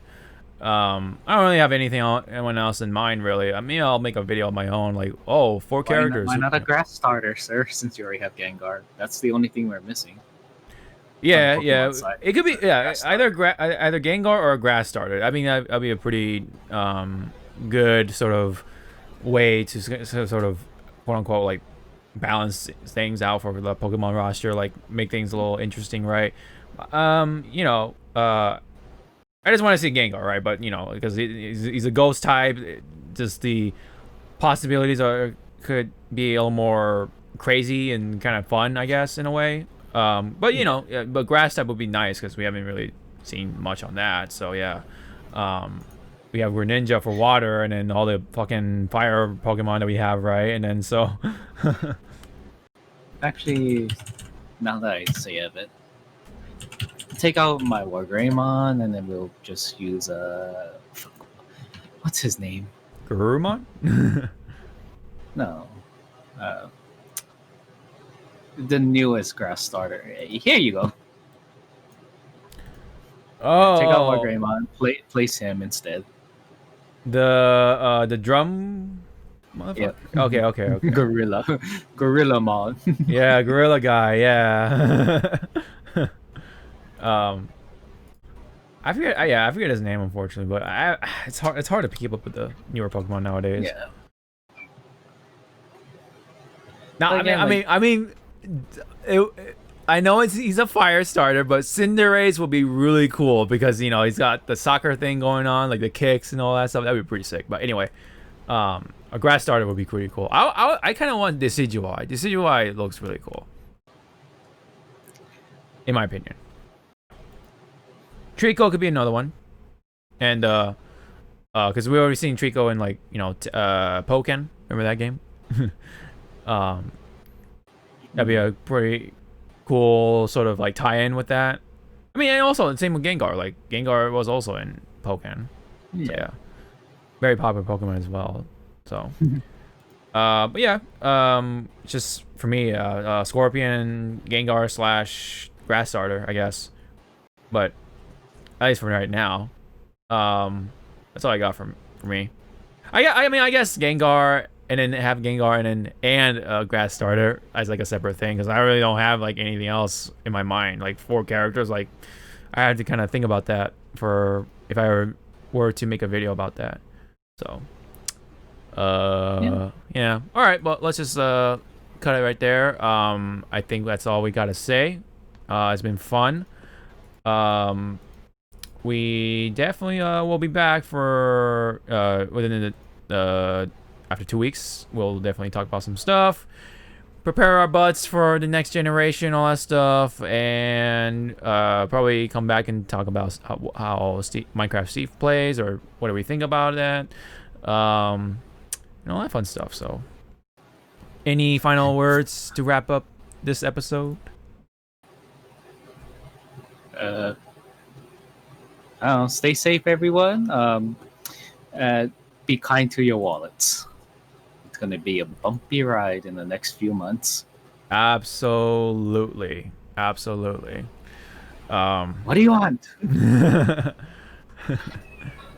Yeah, any final words? Oh, yeah. Yes. All right. We'll sign off on that note, and thank you guys so much for tuning in. We'll be back, like I said, for episode 119, and yes, that's our little mascot. Oh yeah, and you finally found out how she looks like. You're right. Oh, is she? Wait, Yeah. is she? He? Yeah, she's the one that always like meows. Oh, is she short tail? Yep. Wow. It's crooked. I see. Wow, interesting. I never knew that. I don't really see short-tailed cats that often, but yeah, that's kind of cool. All right, we'll let you guys go. Thank you so much, and we will see you guys in the next episode. All right, we'll see you guys later. Bye. Wear your mask, kids. Wear your mask. Clean. Wash your hands. Stay safe. Peace out. Wash your hands. I spit my hands to clean it. Oh God.